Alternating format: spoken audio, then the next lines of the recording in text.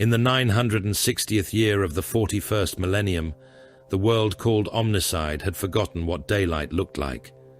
Ash strangled its heavens in a perpetual iron dusk, drifting down from volcanic ranges in black veils that hissed where they touched the snow. Manufactoria burned along the horizon, their chimney stacks snapped and blazing, their furnaces vomiting columns of chemical smoke into a sky already poisoned by centuries of industry and war.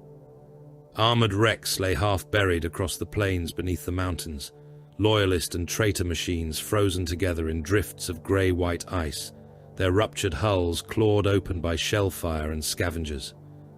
Logan Grimnar saw all of it through the auto-senses of his warplate as his great company advanced beneath the screaming passage of Thunderhawks. Target runes crawled across his visor. Heat ghosts flickered among the ruins. Far ahead, the last surviving elements of a Chaos Space Marine warband were withdrawing toward the shattered spine of an ore-processing complex. The Great Wolf had hunted traitors across worse ground than this, on worlds that had died less cleanly. Yet something about Omnicide offended even his Fenrisian instincts. The planet smelled wrong.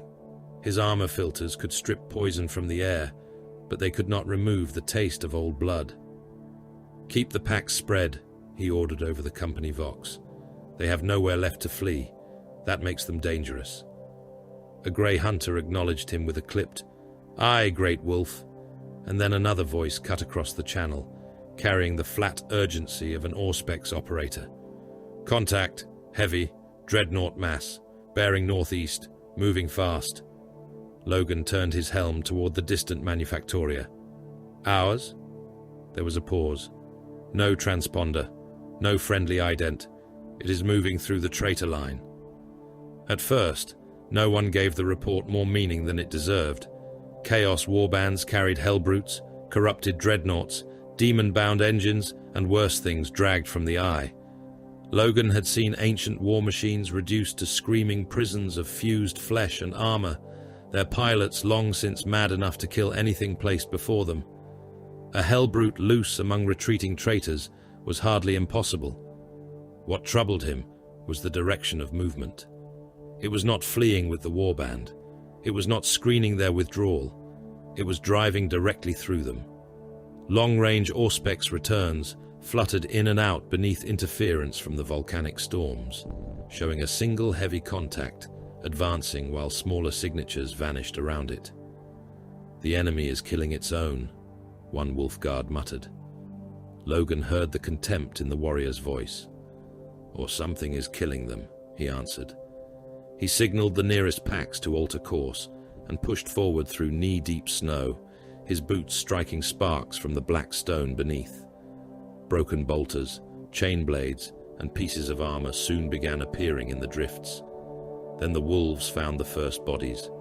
The dead were legionaries. That was obvious, despite what had been done to them.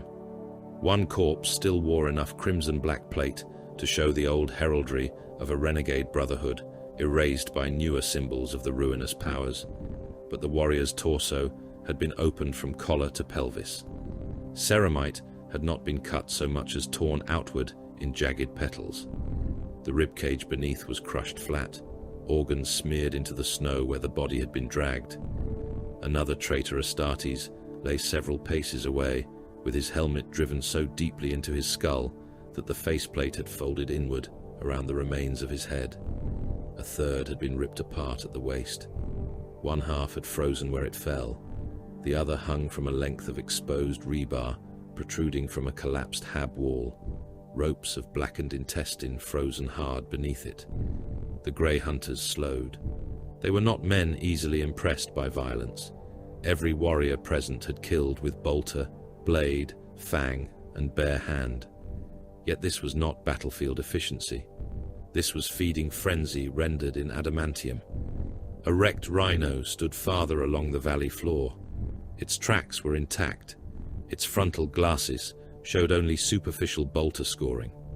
The damage that had killed it was on the flank, where something had driven claws beneath the armor plating and peeled an entire side panel away from the hull. The metal had curled outward like torn bark. Inside, The crew compartment was painted dark with blood. One dead legionary remained strapped into his restraint harness, but there was no head above his gorget and only fragments of spine where his neck should have been. Another had been dragged halfway out through the rent in the armor. His breastplate bore 4 deep punctures. Logan crouched beside them and ran one gauntleted thumb along the gouges. They had punched through ceramite cleanly. "Power field," said Iron Priest Halvar Ironbrand from behind him. The priest's voice came through his helm grill with a rasp of static. "Claws. Heavy pattern." Logan rose. "Hell brute." Halvar did not answer at once. He stepped toward the wreck and brushed ash from a strip of metal torn loose from the attacker rather than the vehicle. Beneath congealed blood and centuries of scoring remained a fragment of yellow paint, crossed by a faded geometric knot in the old Fenrisian style. Halvar became very still. "No," he said, "not a hellbrute." They heard the battle before they saw it. Bolters boomed beyond the ridge in rapid, disciplined bursts. A plasma weapon gave its high, tearing shriek, followed by an explosion violent enough to throw dirty snow into the air. Then came another sound, low and mechanical, rising until it became something between a wolf's howl and the tortured grinding of damaged machinery. The sound rolled across the valley and came back from the mountains in broken echoes. Several grey hunters raised weapons instinctively. Logan did not rebuke them. Whatever made that noise was no ordinary ancient. The great company crested the ridge and looked down into slaughter. A score of Chaos Space Marines had formed a firing line between collapsed refinery towers, pouring mass-reactive shells into a hunched Dreadnought advancing through their fire.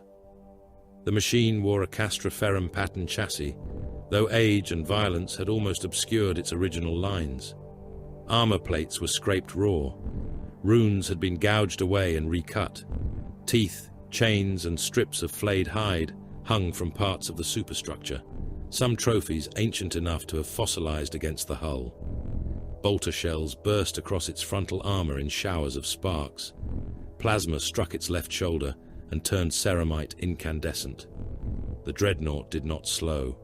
It lowered its chassis and charged with a gait too abrupt, too eager, too animal for something built to carry the honored dead of the Adeptus Astartes. A heavy flamer mounted beneath one arm ignited with a dragon's roar. Promethium washed across the nearest trench in a rolling sheet, catching 3 traitors before they could scatter. One vanished behind flame entirely. Another stumbled out with his armor burning from every seal, waving his arms as the fire found the soft pressure membranes beneath his pauldrons. The third fell into the snow and rolled, only for the Dreadnought Stormbolter to bark twice. Mass-reactive shells struck his back and detonated beneath his plate, throwing red meat across the trench wall. Then the machine hit the line. Its right claw closed around the torso of a Chaos Marine. Power field screamed against power armor. The traitor managed one blow with a chain axe before the claws contracted. His breastplate collapsed. His torso split apart, upper body ripping free in an eruption of blood and pulverized organs, while his legs remained upright for a heartbeat before toppling. The Dreadnought threw the upper half aside and struck another legionary with the back of its claw, hard enough to smash him through a ferrocrete partition. A third charged with a power maul. The machine caught him under one arm, lifted him from the ground, and squeezed. Ceramite buckled inward with a grinding shriek. Blood sprayed from the warrior's gorget, knee joints and ruptured abdominal seals, before the body folded around the claw. "By Russ," someone whispered across the pack channel. Logan was staring at the machine's right shoulder. Beneath soot, impacts and hanging strips of gore, there was a wolf's head, ancient, scarred, nearly erased, but unmistakable. "Hold fire!" the Great Wolf ordered. A wolf guard answered immediately. "Great Wolf, that thing... I said hold!" The surviving traitors were already breaking. One ran toward a service tunnel, firing blindly over his shoulder. The Dreadnought pivoted with a savage jerk and sent a burst from its Stormbolter into the warrior's back. First, shells struck low and detonated inside the pelvis. The second tore through the abdomen. The traitor fell in two pieces, the upper half dragging itself another pace before the Dreadnought reached him and brought one foot down. The sound of the impact was wet and final. When it lifted its foot again, little remained beneath it but fractured plate and a red-black paste steaming in the cold.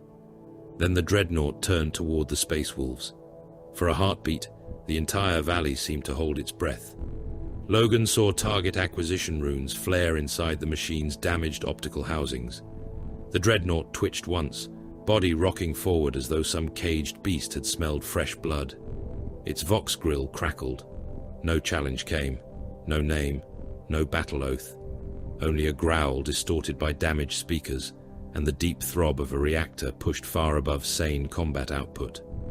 Halvar spoke over a private channel. "Great Wolf, its heraldry is ours." Logan already knew. "Can you identify it?" The Iron Priest was silent for several seconds. "No, the ident code is corrupted. I can read fragments only. The chassis is old." The Dreadnought's claws opened. Servos screamed. "How old?" Logan asked. "Old enough that I do not like the answer." The machine charged. "Break!" Logan roared. Grey hunters scattered across the ruined refinery floor as the Dreadnought came at them. It was faster than it had any right to be. Its feet smashed craters into the ferrocrete. One wolf fired by instinct, a single bolt round striking the beast's chest and bursting against the plate. The effect was immediate. The Dreadnought changed course toward him with such ferocity that Logan understood the pattern before Halvar did. Wound, threat, kill.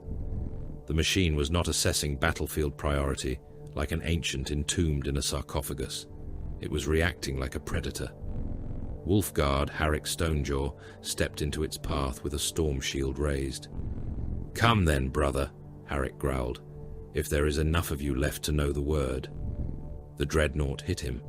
The storm shield caught the Murderclaw with a thunderclap of colliding power fields, but Harrick's arm was driven backward and his boots tore trenches through the snow. He held for less than a second. Then the Dreadnought twisted its claw and hurled him sideways. Harrick struck a refinery support hard enough to crater the ferrocrete around his Terminator plate, collapsing in a shower of broken stone. Another Wolfguard came in from the flank with a frost axe, aiming not at the sarcophagus, but at the elbow assembly. The Dreadnought caught the weapon between two claw blades. The power fields shrieked together. The wolf pulled once. The machine pulled harder. The haft snapped. Before the Dreadnought could close its claw on him, Logan slammed shoulder first into the warrior and drove them both clear. The Murderclaw snapped shut where they had stood. "Do not kill him!" Logan snarled over the Vox. "Joints only. Immobilize." Halvar had reached the same conclusion that sickened Logan. "Great Wolf," the Iron Priest said. "Look at the movement, the target fixation, the aggression cycle." His voice had changed. Not fear, recognition. The warrior inside has fallen to the curse. Logan ducked beneath a sweeping claw that would have opened a battle tank. The Wolfen? Beyond it. The words carried more weight than any roar. The Canis Helix was the inheritance and peril of the sons of Russ, the savage flaw coiled within their gene seed. Every space wolf knew the shadow of the Wolfen. Every pack had heard the oldest sagas, the warnings whispered beneath boasts and drinking songs. Logan had seen warriors lose themselves to the beast. He had never seen one entombed in a Dreadnought chassis. Halvar continued, his voice hardening into technical certainty. The occupant and machine spirit are feeding one another. Pain response elevated. Aggression loop uncontrolled. Conventional shutdown may trigger total neural collapse. If I sever the sarcophagus interface, I may kill him. Then we do not sever it. He may kill us. Logan bared his teeth inside his helm. Then we had best be difficult prey. The great wolf stepped into the open and fired one bolt round deliberately into the ground before the Dreadnought. The beast turned. Logan struck his chest plate with the flat of his weapon and opened the command channel. "Here. Brother, you want blood? Come and earn mine." The response was immediate. The Dreadnought abandoned every other target and came for him. That was what Logan wanted. His packs moved as hunters now, not duelists.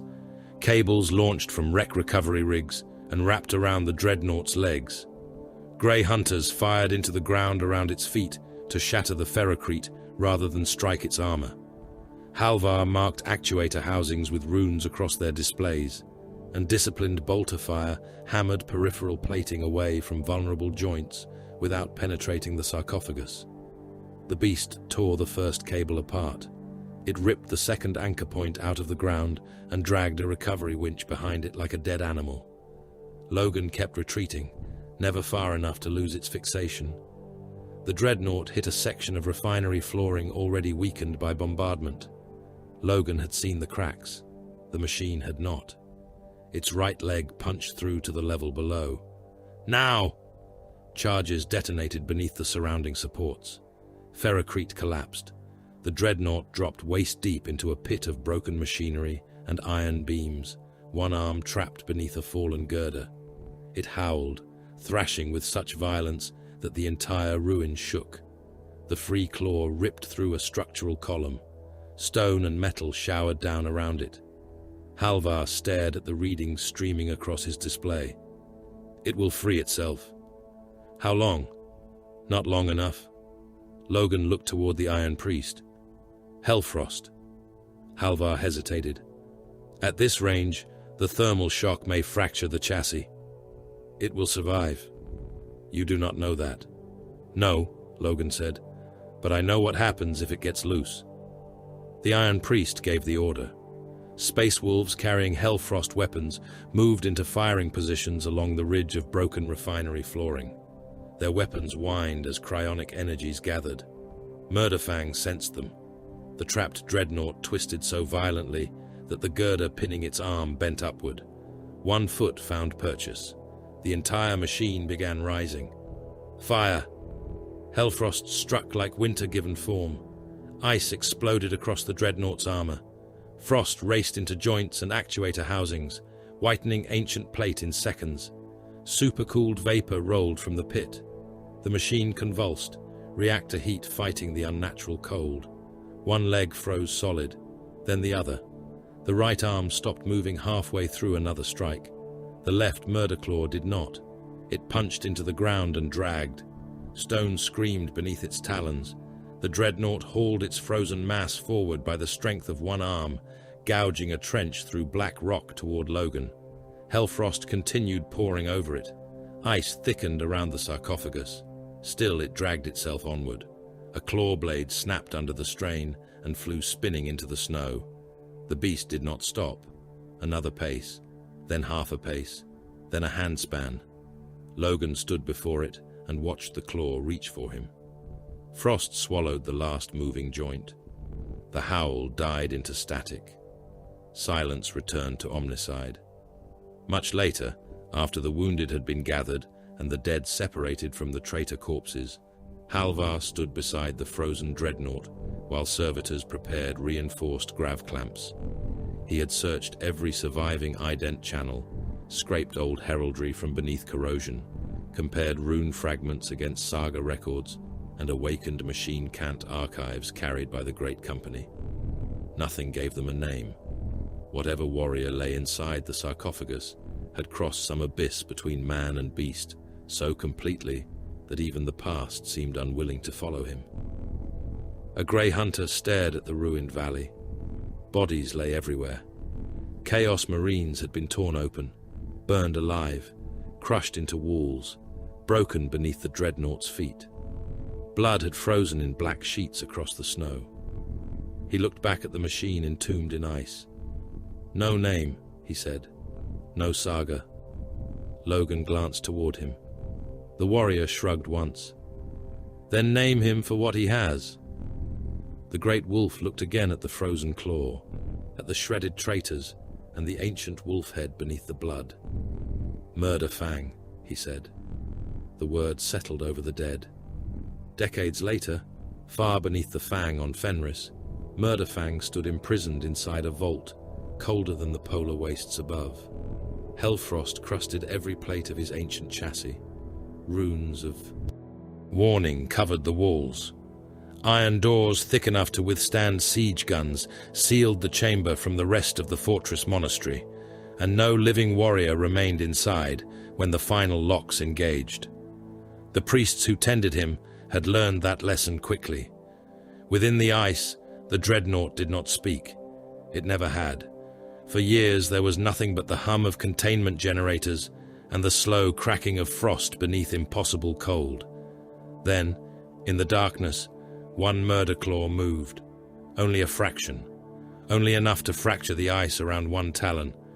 But it moved. Varghast Prime began dying before most of its population knew that war had reached them.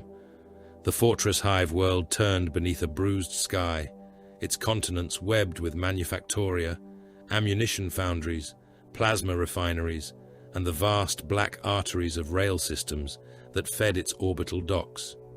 Tens of billions lived beneath cathedral spires, defense bastions, and smoke-belching industrial towers whose furnaces had burned without pause for generations. The world existed to feed war elsewhere. Shells stamped in Varghast's factorums had broken rebellions 3 sectors distant. Lehman Russ battle tanks rolled from its assembly halls by the regiment. Macro-cannon ammunition rose from its orbital elevators in armored trains kilometers long. Its people were born beneath recruitment quotas, ration schedules, and the sermons of the Ministorum, and most would die without ever seeing a sky unscarred by exhaust.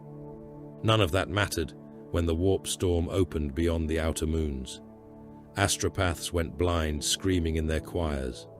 Auspex arrays filled with static. Then the heavens split, and the ships of the World Eaters came through. They translated without elegance, tearing themselves from the Empyrean amid bleeding light and storms of impossible lightning. Several emerged dangerously close to Varghast's outer defense perimeter, their hulls scarred red and brass, their armor crawling with devotional marks cut into adamantium by chain blades and axes. One warship materialized partially within the debris field of an old mining station and simply plowed through it, smashing habitation cylinders and ore processors aside as its void shields erupted in sheets of fire. The planetary defense grid reacted at once. Orbital forts rolled to bring lance batteries to bear. Defense monitors burned hard from anchor points. Gun crews who had drilled for invasion their entire lives began chanting firing litanies as targeting solutions appeared across their cogitator banks. For several minutes, Varghast fought as it had been designed to fight. Macro-cannon broadsides crossed the void. Lances burned holes through corrupted hull plating. Torpedoes flowered into suns against overlapping shields. Then the World Eaters answered. Boarding torpedoes came first, not in dozens, but in swarms, punching through the outer stations, while assault craft raced in their wake. Berserkers broke into command decks, reactor halls and gun galleries, with chain axes already screaming. They did not seize the forts, they butchered them. Defense Station Malavar ceased transmitting 9 minutes after first contact. Its final pict feed showed crimson-armored legionaries hacking through an engineer choir, while the station commander continued screaming, firing coordinates through a throat open to the spine. A minute later, the station's reactor went critical, and 20,000 Imperial personnel died in white fire. Burning wreckage began falling through the atmosphere before the first formal invasion bulletin reached the planetary governor. Fragments of defense monitors became meteors, trailing molten metal over the night side. One shattered escort came down across Hive Morvain, its prow striking the outer Hab districts with enough force to erase 3 kilometers of towers and burst fuel mains beneath the foundations. The fires consumed millions before dawn. The enemy followed their wreckage downward. Thunderhawks and corrupted assault craft hammered through anti-aircraft screens, releasing World Eaters directly into population centers. Drop pods struck parade grounds, train depots, troop mustering squares and shrine precincts. Jackals poured from bulk landers behind them, roaring through streets with chain weapons, crude blades and stim injectors, punching chemicals into already frenzied bodies. Demon engines followed armored spearheads into the tank districts, metal and flesh fused beneath brass. Plating, their furnace hearts howling through exhaust stacks as they collided with Imperial armor. The invasion possessed no subtlety, because it required none. Every breach became a wound. Every wound became slaughter. Every slaughter opened another path. Colonel Joran Cade had commanded the 81st Continental Army Group for 11 years, and had never once imagined that he would be required to understand the death of a continent in real time. His strategium lay beneath the Eastern Command citadel of Hive Skeld, behind meters of ferrocrete and adamantine shutters, surrounded by hololithic projectors that had once made Varghast's defense network seem reassuringly precise. Now the displays lied by becoming obsolete faster than the servitors could update them. Regimental icons vanished between sentences. Entire defense zones changed color from imperial green to contested amber, then to hostile red, without intermediate reports. One infantry division disappeared from the tactical display while Cade was reading its ammunition request. He looked up from the slate in his hand and saw the marker simply blink out. "Signal failure?" he asked. Major Holt at the Vox station pressed a hand to his headset, listening to overlapping screams and machine distortion. "No, Colonel. Last transmission reported enemy Astartes inside the divisional command post." Cade stared at the empty patch of map. "How long ago?" Holt swallowed. 4 minutes. The colonel looked down at the ammunition request, still glowing on his slate. 42,000 men asking for shells. 4 minutes later, the Imperium no longer knew whether any of them were alive. Munitorum servitors continued working because the Administratum had designed them for obedience rather than comprehension. Brass styluses scratched casualty returns onto endless parchment. Cogitators printed revised ration forecasts for regiments that had ceased to exist. Servo skulls carried requisition seals between command stations, while artillery impacts shook dust from the ceiling. A clerk with half his scalp, replaced by a cranial data socket, recited figures in a toneless voice. Confirmed military dead, 84,600,000. Projected unconfirmed losses exceed 112 million. Civilian losses presently incalculable due to failure of Hive census nodes.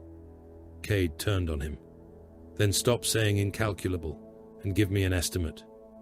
The clerk's eyes fluttered as data streamed through his implant. "Estimate subject to deviation exceeding 30%. Give it. Between 300 and 400 million civilian dead."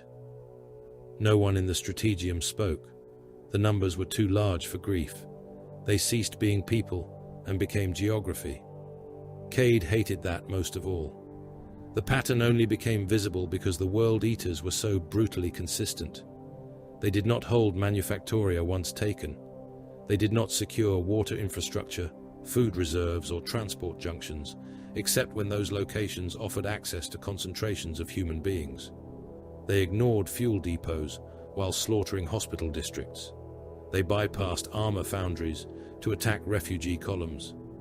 At Hive Carthene, they smashed through 3 defensive rings, entered the lower Habs, killed until resistance collapsed, then abandoned districts capable of sustaining a conventional occupation.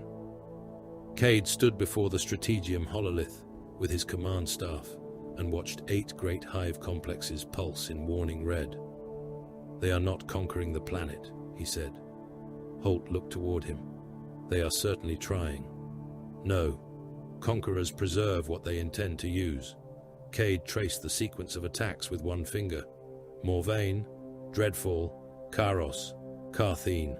Every major thrust follows population density, not strategic value. A ministorum prelate near the command dais whispered, "An offering." Cade disliked the man, but he disliked the word more. "To what?" The priest looked at him, as though the question itself bordered on blasphemy. "You know to what." The name of the enemy commander arrived hours later, in the memories of a dying prisoner. A wounded World Eater had been immobilized beneath the wreckage of a collapsed manufactorum and captured by men too desperate to understand how fortunate they were that his legs had been crushed beyond movement. The traitor Astartes killed 6 interrogators before his remaining arm was severed. He laughed while bleeding out, the butcher's nails visibly twitching beneath the skin of his shaved skull. Between curses, he spoke one name again and again, Garvek Skull Render. He called Varghast an altar. He spoke of 8 mountains of dead and a gate made without sorcery, without witches, without the weakness of supplication.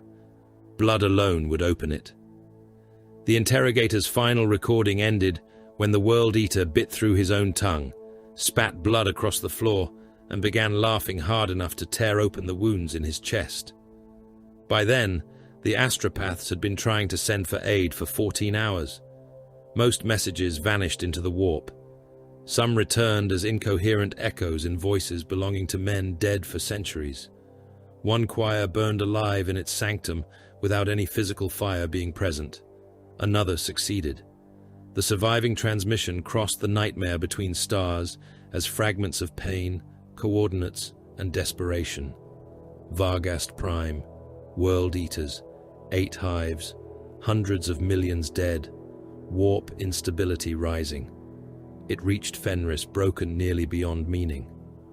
Logan Grimnar listened to the message in the Fang beneath a roof carved from the mountain's living stone.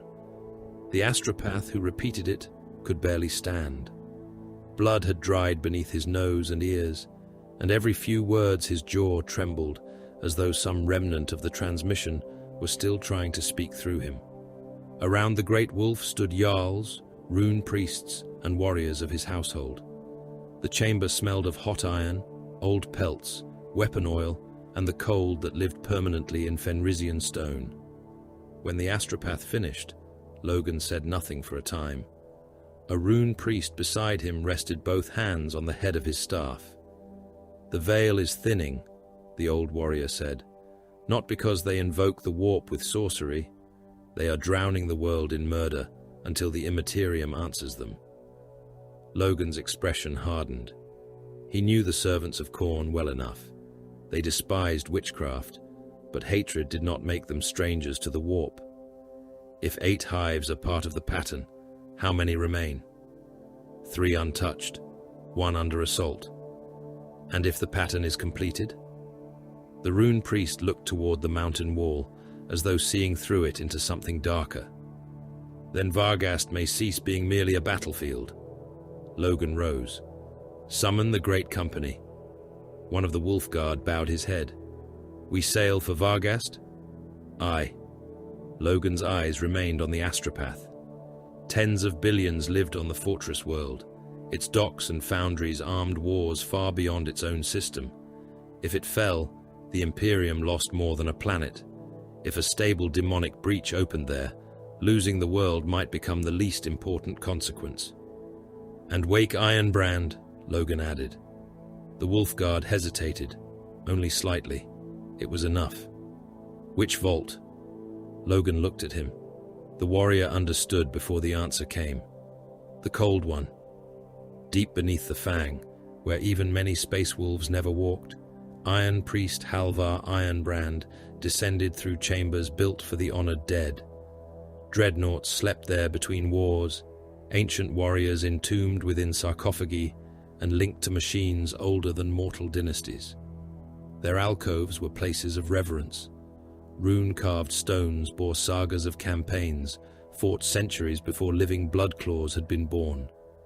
Servitors moved softly beneath hanging chains of incense, tending armor seals, reactor housings, and sacred motive systems. Halvar passed warriors, whose names were spoken with respect across the chapter. Murderfang's vault had no saga stone. The corridor leading to it was coated in frost. Blast doors divided the approach into separate containment zones, each one thick enough to stop heavy weapons fire. Hellfrost emitters sat recessed into the walls, their muzzles aimed inward. The first door carried warning runes cut so deeply into the metal that no repainting could erase them. The second, bore claw marks. Halvar remembered when those had been made. Murderfang had awakened during an inspection and nearly torn the door from its track before the Hellfrost systems responded. 3 servitors and 1 thrall had died before the chamber froze again. The final vault opened with a grinding roar. Cold rolled outward like breath from the grave. Murderfang stood within a pillar of opaque ice.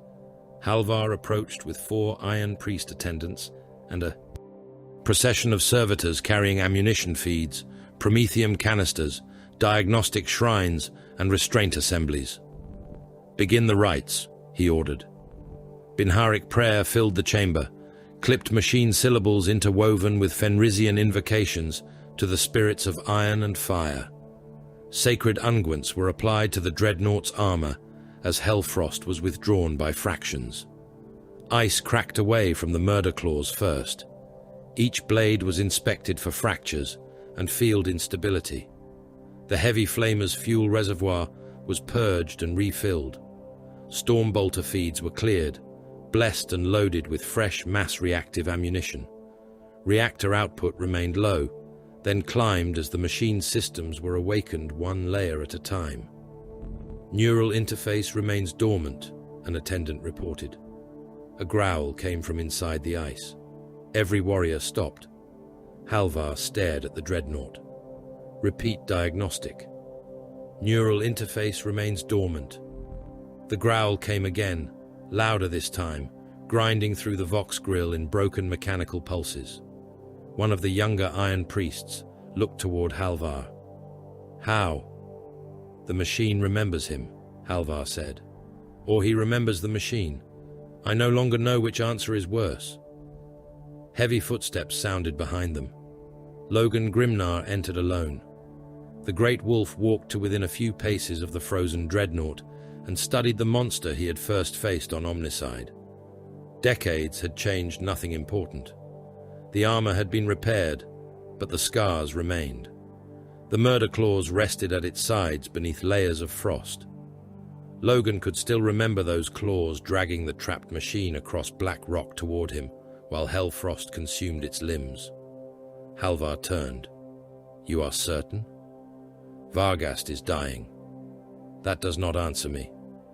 "It is the only answer that matters." Halvar looked back at the ice. Once fully awakened, he may not distinguish friend from foe. He never did. We can direct him. We cannot command him. Logan's mouth tightened. "Then point him well." The Iron Priest gave the activation order. Power flooded the sarcophagus. Murderfang's optics ignited behind the ice. Red light burned through frost. For a moment, nothing moved. Then the Dreadnought's right claw snapped shut hard enough to fracture the ice surrounding it. Servitors recoiled. One was too slow. Murderfang's arm tore free as the thawing sequence reached the shoulder assembly, and the claw caught the machine servant across the torso. Metal fingers closed. The servitor burst between them. Ribcage and augmetic spine crushed together, blood spraying across the white ice in a sudden red fan. Weapons rose around the chamber. "Hold," Logan said. Murderfang turned toward him. The growl deepened. Logan did not move.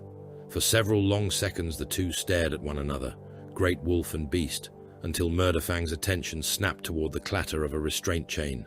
He lunged. The surviving chains caught him with a thunderous impact. "Transfer him," Logan ordered. They did not thaw him completely. They freed only what was necessary to move him into the reinforced deployment cradle. Adamantine restraints locked across the chassis, legs and claw assemblies. Blast shutters closed between each stage of the journey to the launch decks. Space wolves with heavy weapons waited beyond every door. Servitors performed the dangerous work, because servitors could be replaced. Murderfang struck the cradle whenever engines changed pitch, whenever weapons cycled nearby, whenever voices rose above the mechanical thunder of the ship. Each blow shook the deck. Once, a restraint bar bent visibly beneath the pressure of a Murderclaw. Halvar watched the deformation and muttered, "Russ, preserve us." Logan stood beside him. "Save that prayer for Varghast." The fleet translated into the Varghast system, beneath a sky of burning ships. The void was filled with war. Defense monitors tumbled dead through orbital space. World Eater's vessels traded fire with the surviving Imperial fleet, while wreckage drifted between them in clouds of armor plate, frozen atmosphere and bodies. Vargas Prime turned below, vast and wounded, entire continental regions glowing beneath storms of fire, visible from orbit. Logan stood on the bridge and watched another lance strike flash across the planet's night side. Latest casualty estimate? Asked. A bondsman at the Strategium swallowed before answering. Confirmed dead exceed 1 billion, Great Wolf. Projected losses are... A warning rune flashed. The bondsman looked down. His face changed. The figure has already increased. Far below the bridge, within the reinforced armored hold, Murderfang heard the distant thunder of weapons carried through the ship's bones. The first Murderclaw struck the restraint frame, then the second. Again. Vargas Prime no longer possessed fronts in the conventional sense. It possessed wounds. From orbit they could be seen as incandescent scars carved across continents, kilometers-wide belts of burning habitation and manufactoria, where artillery had reduced hive outskirts to plains of powdered ferrocrete.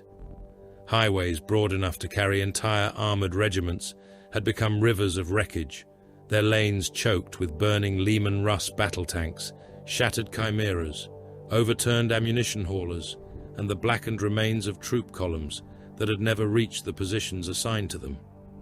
Orbital lance strikes came down through the cloud decks with the brightness of artificial suns, burning straight lines through industrial districts and leaving glassed craters where millions had lived hours before.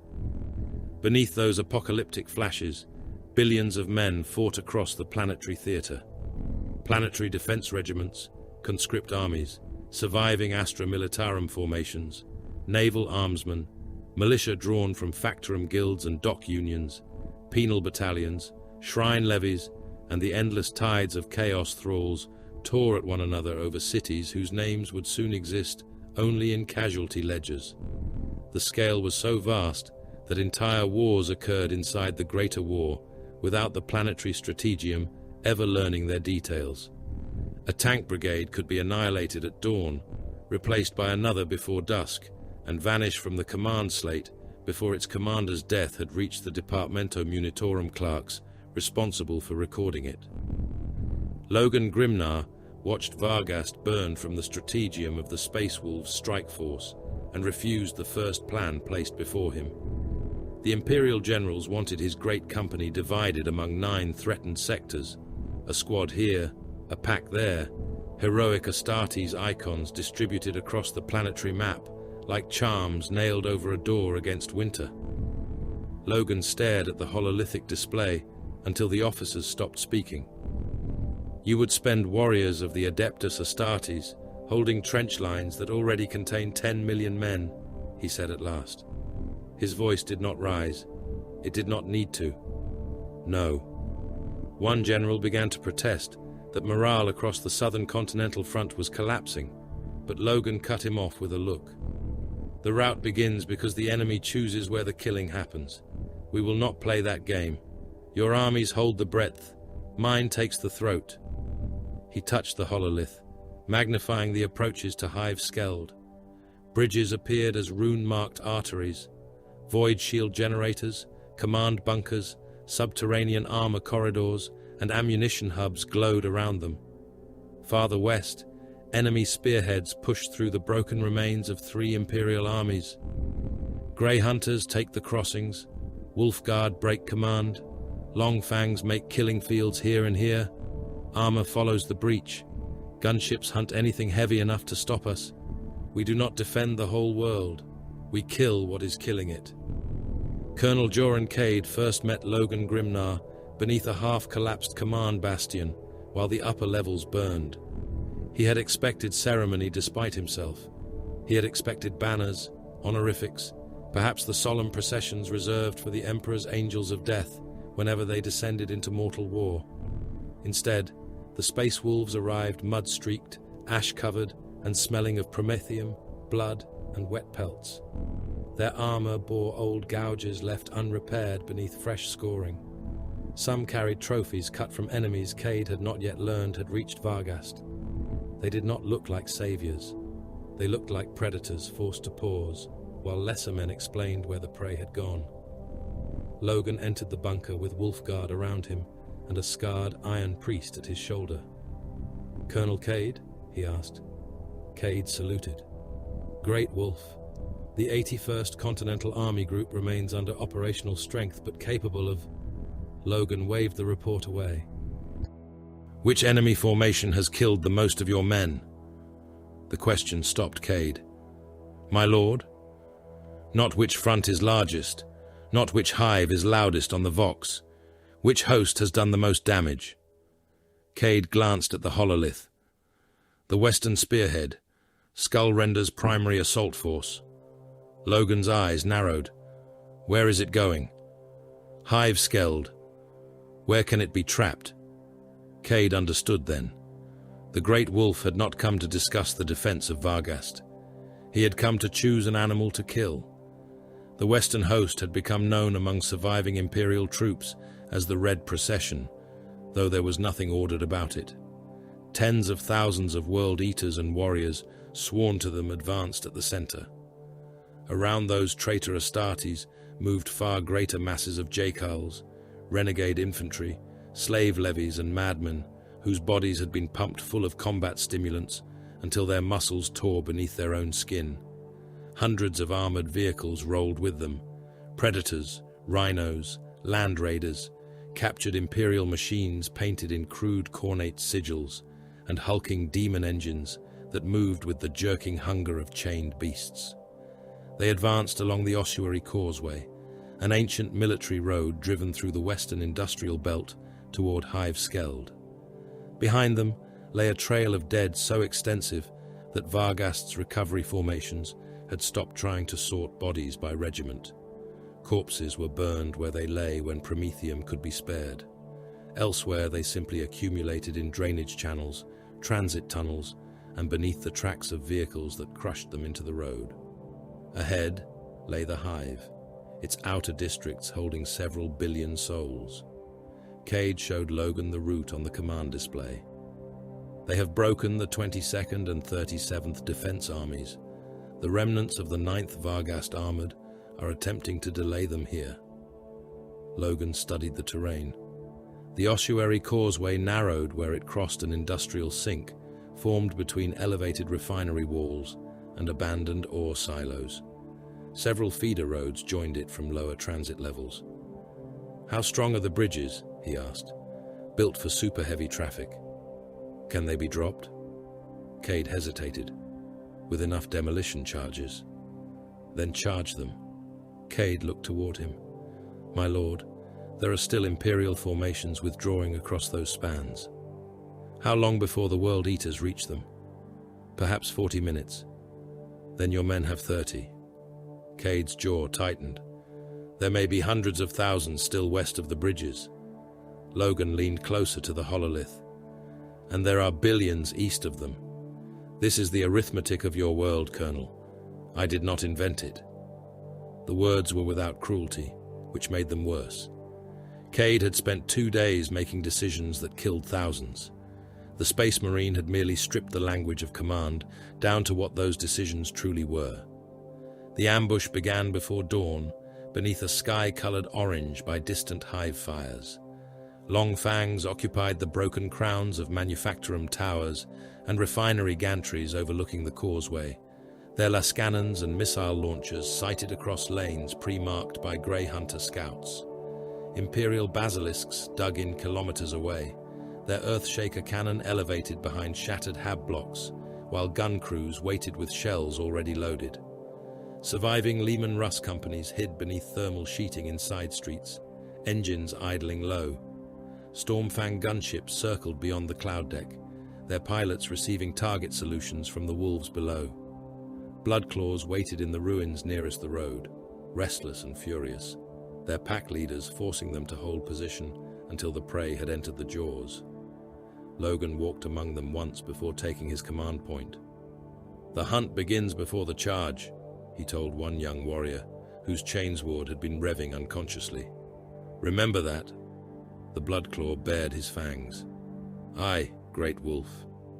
And if you break cover early, I will have you guarding ammunition servitors until your beard turns grey." The warrior's chainsword stopped immediately. The red procession entered the kill zone beneath brass banners and the roar of chain axes. Jackals ran ahead of the armor, some dragging hooks and chains through piles of imperial dead, others striking one another simply to keep their blood hot. World Eaters rode on the hulls of rhinos, helmet crests red beneath the ashfall, bolt pistols firing at distant movement, whether targets existed or not. Their Vox traffic flooded captured channels with static, growled challenges, and bursts of laughter distorted by the butcher's nails. Behind them came demon engines, their exhaust stacks vomiting smoke that moved against the wind. Logan allowed the first third of the host to pass the range markers. Then the last Imperial formations, still retreating over the bridges, cleared the eastern span. "Now," he said. The world convulsed. Demolition charges tore the western bridges apart in sequence, lifting armored vehicles into the air on slabs of roadway and dropping them into the transit chasms beneath. Basilisks fired almost simultaneously. Their Earthshaker shells descended in screaming arcs and struck the trapped column from front to rear. Rhinos vanished inside explosions. Jackals were reduced to sprays of limbs and shredded cloth.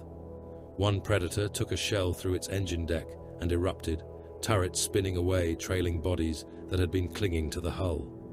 Before the enemy could disperse, Long Fangs opened fire. Lascannon beams punched through armored transports. Crack missiles struck side plating exposed by the jammed formation.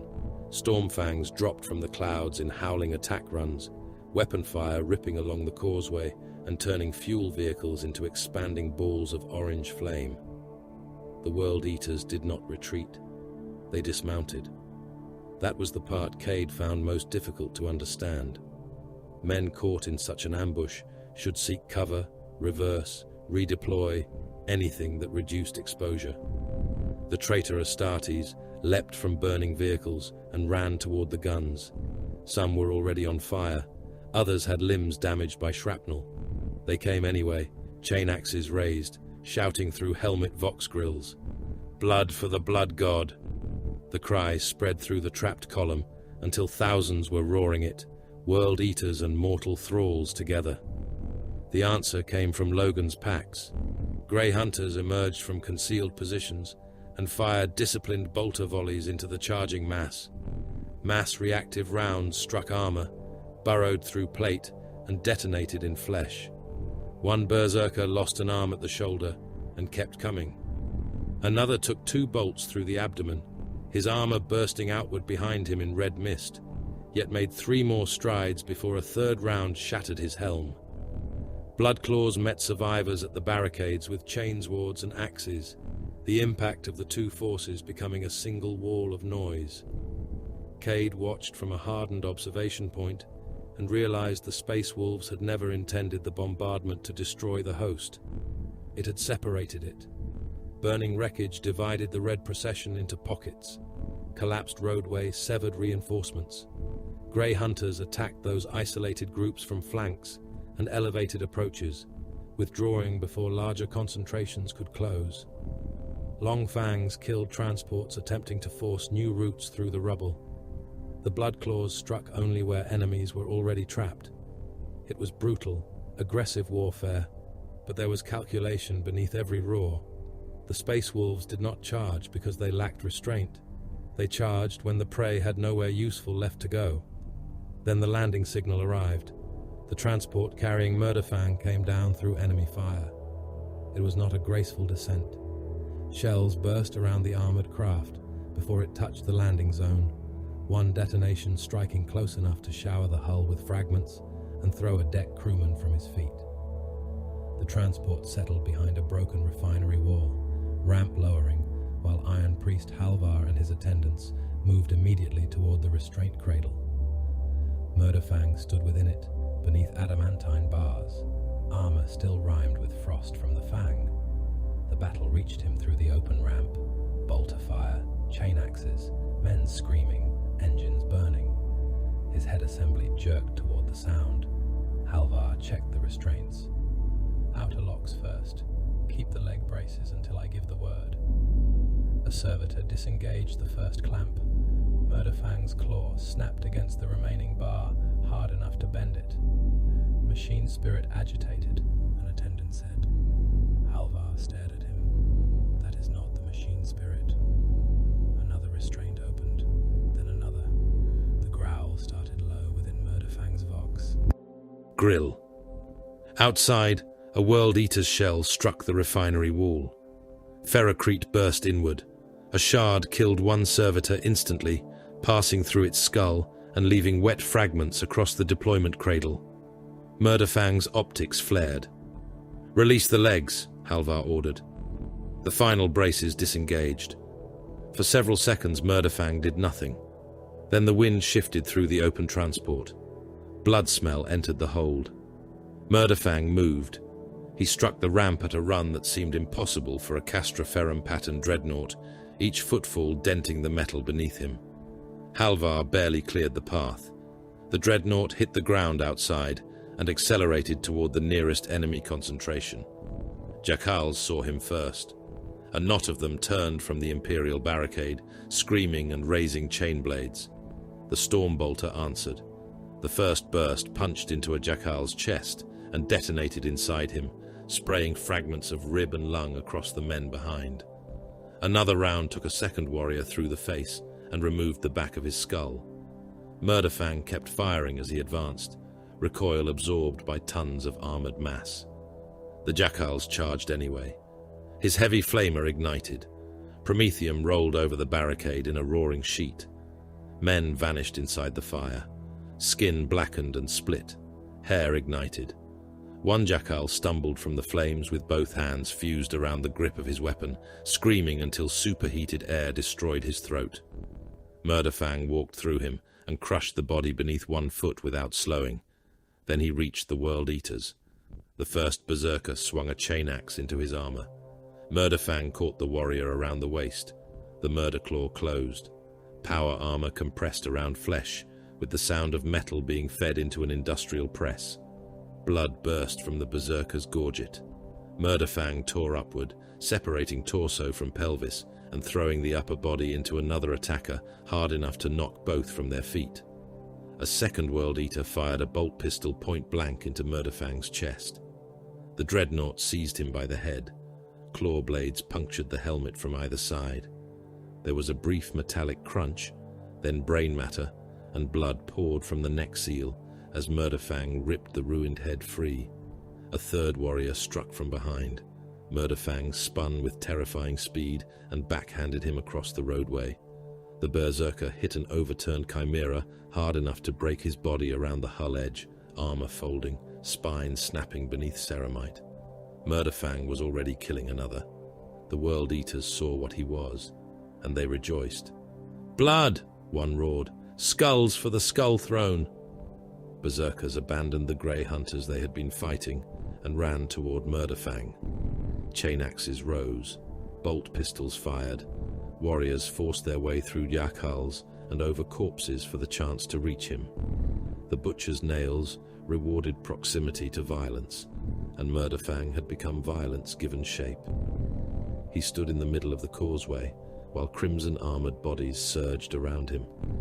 Murderclaws struck again and again. A warrior was caught through the chest and lifted bodily before being hammered down into the roadway until his armor split. Another lost one leg to a claw sweep and continued hacking from the ground until Murderfang stepped on his torso. A third climbed onto the Dreadnought's back, chain axe chewing sparks from ancient armor, only for Murderfang to drive himself backward into a wrecked rhino. The berserker disappeared between the two masses in a burst of blood. Logan watched from the ridge. "He is drawing them," a wolf guard said beside him. "Aye. Does he know?" Logan's expression did not change. No. That was what made it useful. World Eaters continued pouring toward Murderfang. they abandoned covered approaches. They left flanks exposed. Some leapt from functioning transports before the vehicles had stopped. Logan waited until the mass had thickened around the Dreadnought, then opened the company Vox. Long fangs, kill the transports. Grey hunters, close the jaws. Lascannons fired. Rhinos exploded behind the berserkers. Grey hunters emerged along both sides of the causeway and poured bolter fire into exposed backs and flanks. Stormfangs descended again, raking reinforcement columns trying to reach the melee. Imperial armor advanced from concealment and fired. Battle cannon into concentrations cut off from the Dreadnought. Murderfang had no understanding of the trap, but he stood at its center like bait, chained inside a killing pit. The trap worked until something larger answered the challenge. A roar came from beyond the burning armor column, not a human roar. Metal screamed. Wrecked tanks shifted as something forced its way through them. A mauler fiend erupted from the smoke, brass-edged claws tearing into the road as it advanced. Its body was an obscenity of demon flesh and machinery, armor plates stretched around movements that no sane engine possessed. It smashed one crippled chimera aside. The transport rolled onto its flank, crushing men beneath it. A grey hunter fired into the demon engine and was struck by a sweeping tendril hard enough to hurl him through a barricade. Murderfang stopped. For the first time since his release, he ignored the infantry around him. His entire chassis turned toward the mauler fiend. The demon engine saw him. Its furnace maw opened. Murderfang's Vox grill erupted in a distorted howl that rolled across the causeway and drowned the gunfire for one impossible moment. The mauler fiend answered. World Eater and Space Wolf alike began moving away from the ground between them. Murderfang and the mauler fiend struck one another with enough force to break the causeway beneath them.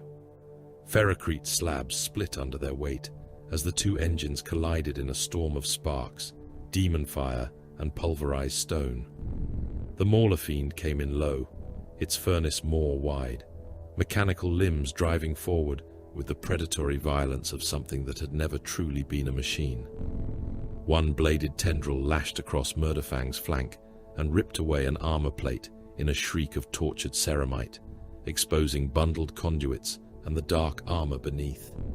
Another struck his shoulder and gouged deep enough to make warning runes flare across the Iron Priest's telemetry. Murderfang answered without hesitation. One Murderclaw drove straight between the demon engine's metal ribs. The power field bit through brass-edged plating, ruptured cables, and the obscene flesh beneath. The mauler fiend convulsed, its entire frame arching as the claw disappeared inside its torso. Murderfang wrenched sideways. Armor tore open. Bundles of cable snapped.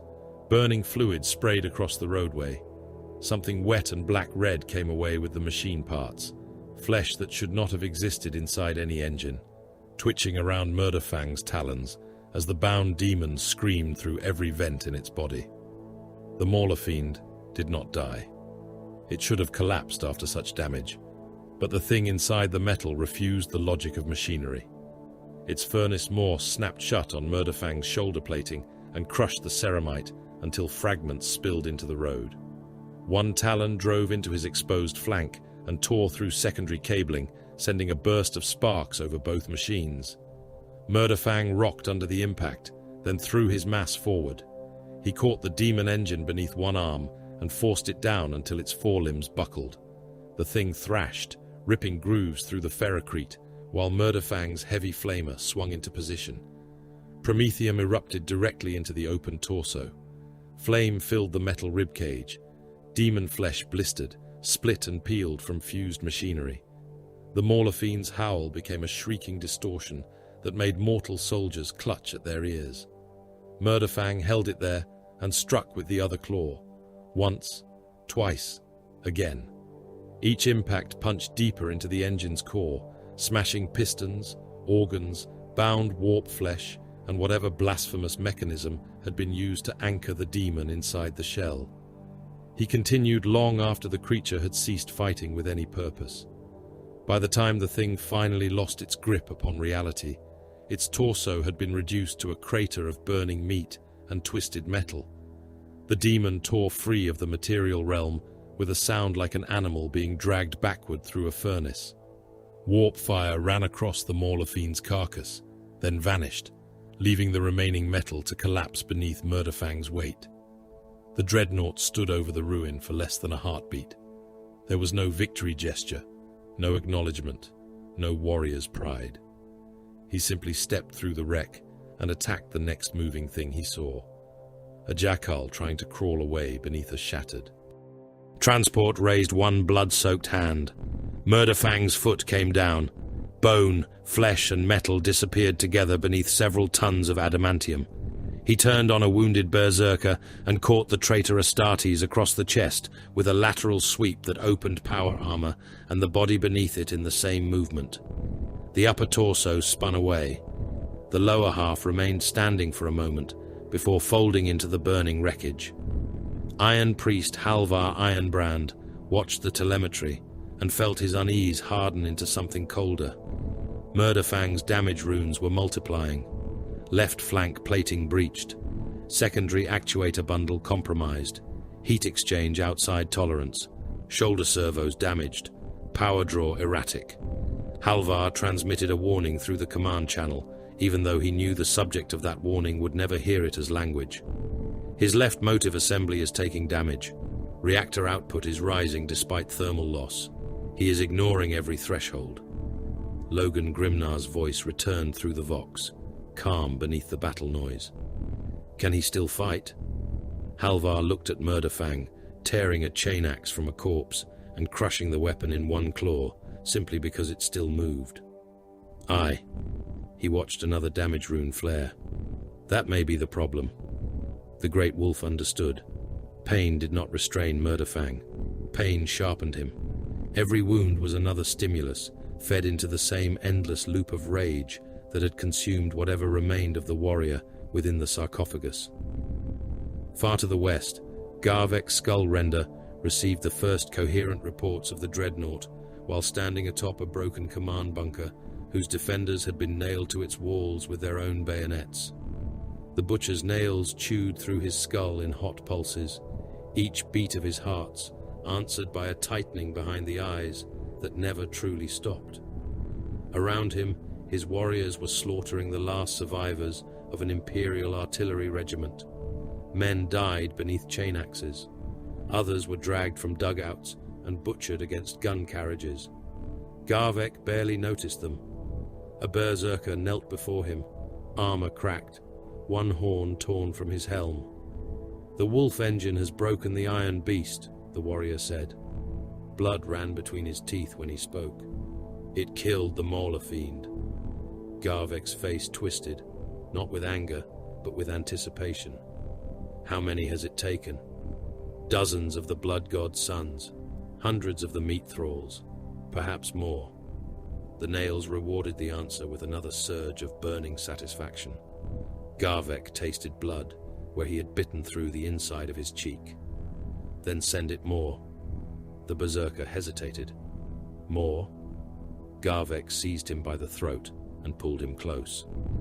If the thing can kill, let it kill. If it can bleed, let it bleed. If it can die, I want to see what finally breaks it. He released the warrior hard enough to send him stumbling backward. Send the 8-bound. The order moved through the World Eater's host as little more than a direction toward greater violence. The 8-bound did not require persuasion. They came across the causeway in bounding strides, armored shapes moving with speed beyond anything their bulk should have allowed. Demonic corruption lived beneath their plate and in their muscles, not as mutation alone, but as presence. Several entities forced into contest within each warrior's flesh until only the strongest remained. They reached Murderfang from 3 directions. The first leapt onto his back and drove clawed weapons into the damaged armor around the shoulder. The second struck low at the knee joint. The third slammed into the sarcophagus housing with enough force to stagger the Dreadnought by half a pace. Murderfang spun, but they were faster than the berserkers. One tore open a conduit housing and ripped glowing cables free. Another climbed onto his chassis, hacking toward the sarcophagus, while roaring through a voice layered with something that was not human. Halvar saw the damage spike and transmitted at once. Rear armor compromised. Pack 3, close on him now. Grey Hunters moved from cover, bolters rising, but Murderfang solved the immediate problem before they reached him. He slammed himself backward into the side of a burned-out rhino. The 8-bound clinging to his back was crushed between the Dreadnought and the wreck with a wet metallic impact. The traitor's armor folded. Inward, Demon's swollen flesh bursting through the seams.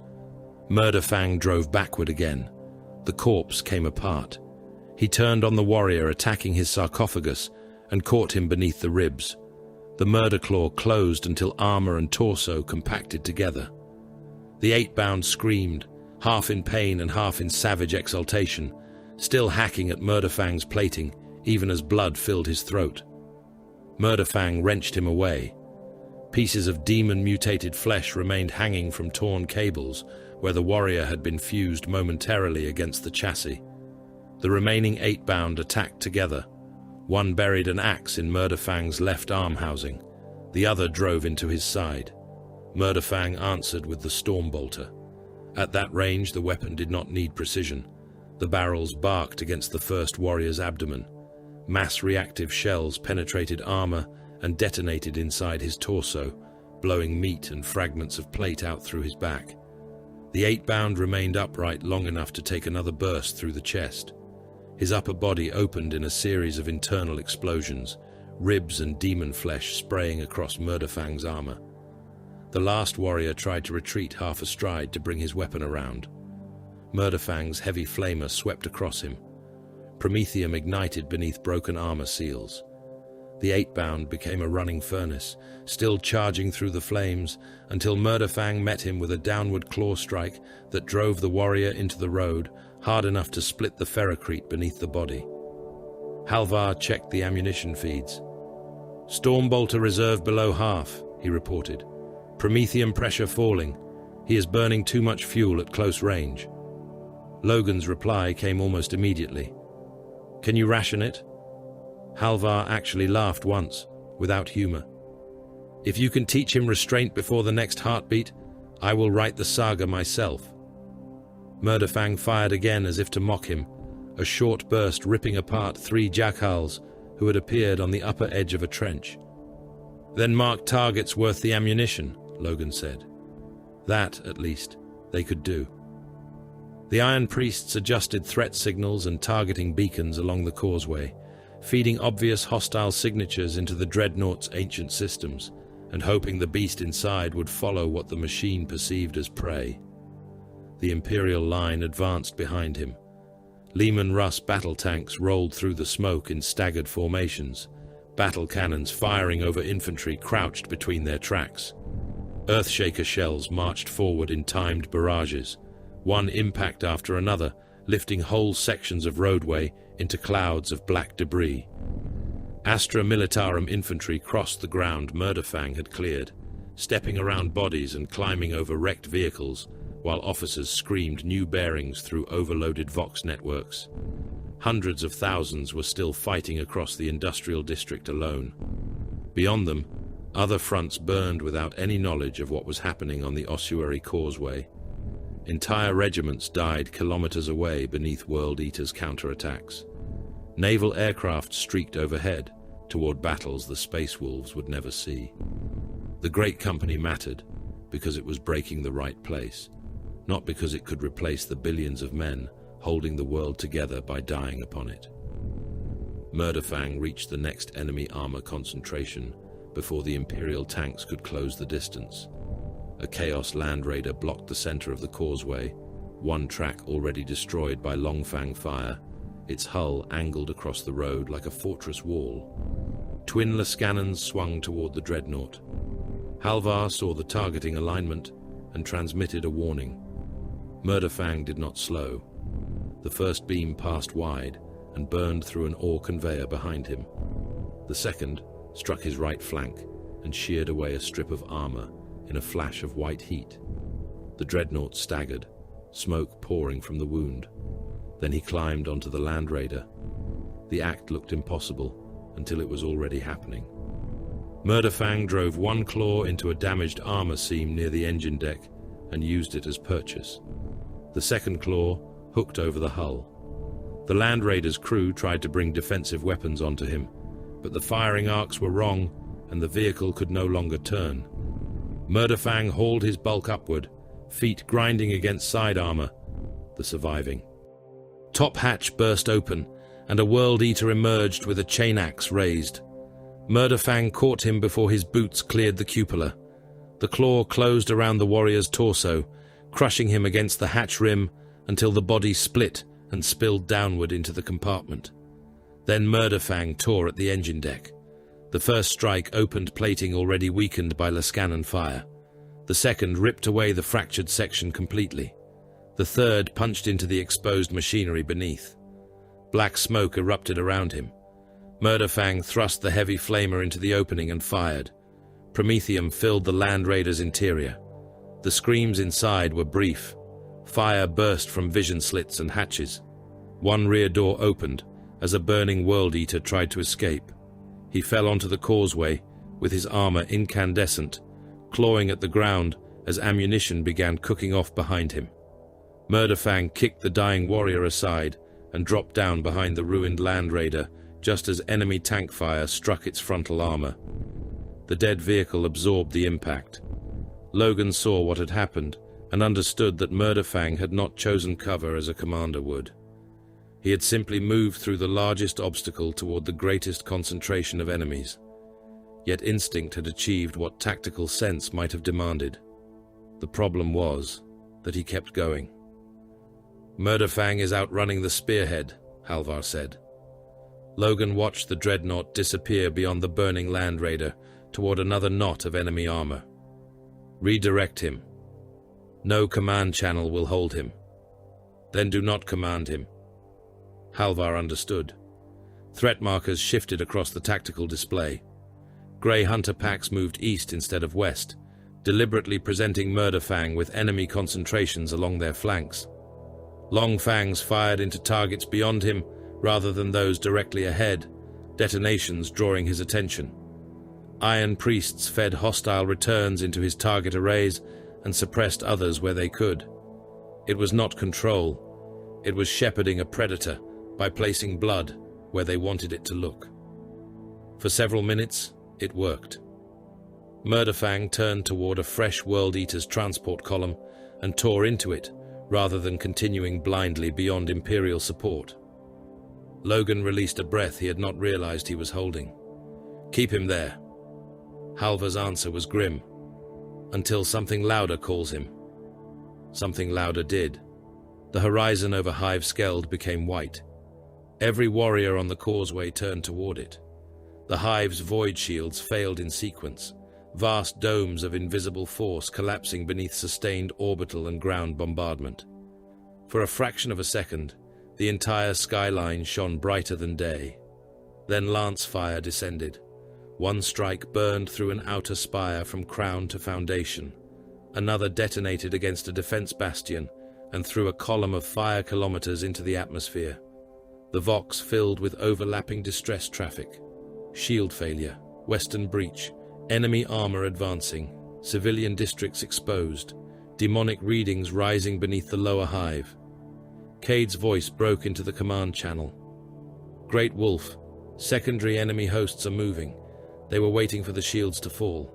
We have mass movement from the southern and western fronts. Millions of hostiles." Logan stared at the burning hive. The causeway had never been the objective. It had been the outer tooth of a larger trap. "Halvar," he said. "Aye. Turn him." The Iron Priest looked toward Murderfang, who stood amid burning tanks with both claws dripping blood and engine fluid.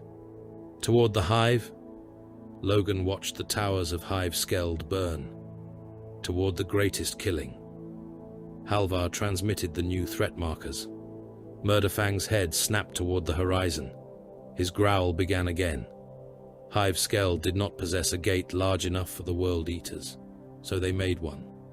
The western face of the hive had been designed to survive continental war. Layered ferrocrete bastions, kilometers of anti-armor ditches, mutually supporting gun towers, buried ammunition magazines, and adamantine blast doors, whose construction predated the birth of whole imperial dynasties. None of it remained intact. The collapse of the void shields had exposed the outer hive to orbital fire, and the bombardment that followed gouged a breach several kilometers across the fortifications. Hab blocks hundreds of stories tall burned from their foundations to their cathedral roofs, entire towers becoming vertical furnaces filled with men who could neither descend through the flames nor reach landing platforms already under attack. Ammunition trains collided beneath the surface when corrupted signal systems sent armored locomotives into one another at full speed. The explosions traveled through transit tunnels in rolling detonations, rupturing fuel lines and throwing whole sections of roadway into the levels above. Defensive bastions fired until their barrels glowed orange and coolant boiled inside weapon jackets. Reserve regiments tried to move west while refugees fled east, and the two tides collided in transit arteries broad enough for tank companies. Officers shot men to clear lanes for armor. Priests climbed onto wrecked transports and screamed promises of the Emperor's protection, while artillery struck close enough to turn those promises into red vapor. In Hive Skeld, every order had become a choice between millions. Colonel Joran Cade watched those choices accumulate across the Strategium Hololith and understood that command had become a form of execution. "Close transit spine Helican," he ordered. Major Holt turned from the Vox banks. "Colonel, there are civilian columns still inside it." Cade did not look away from the display. Enemy markers were moving toward the same arterial tunnel from 3 directions. How many? Holt listened to another channel, expression tightening. Estimated 2 million. Behind them, a Munitorum clerk continued reading ammunition shortages, as if the question had never been asked. Cade rubbed one thumb against the edge of the command table. If the spine remained open, the World Eaters would use it to bypass the eastern defense lines and enter districts containing several 100 million more people. Seal it. Holt hesitated for less than a heartbeat. "Aye, Colonel." Somewhere kilometers away, adamantine blast doors descended into crowds still pushing toward them. Cade did not ask what happened on the other side. He had learned that there were questions a commander could answer only once before becoming useless. Logan Grimnar's command staff had ceased considering the attacks as separate battles. Rune-marked projections hung above the Great Wolf's tactical table aboard a captured command bastion near the western breach, each marking one of the great population centers struck since Garvek's Skull Render's arrival. The pattern had been obscured at first by the scale of the fighting, but now the truth was plain.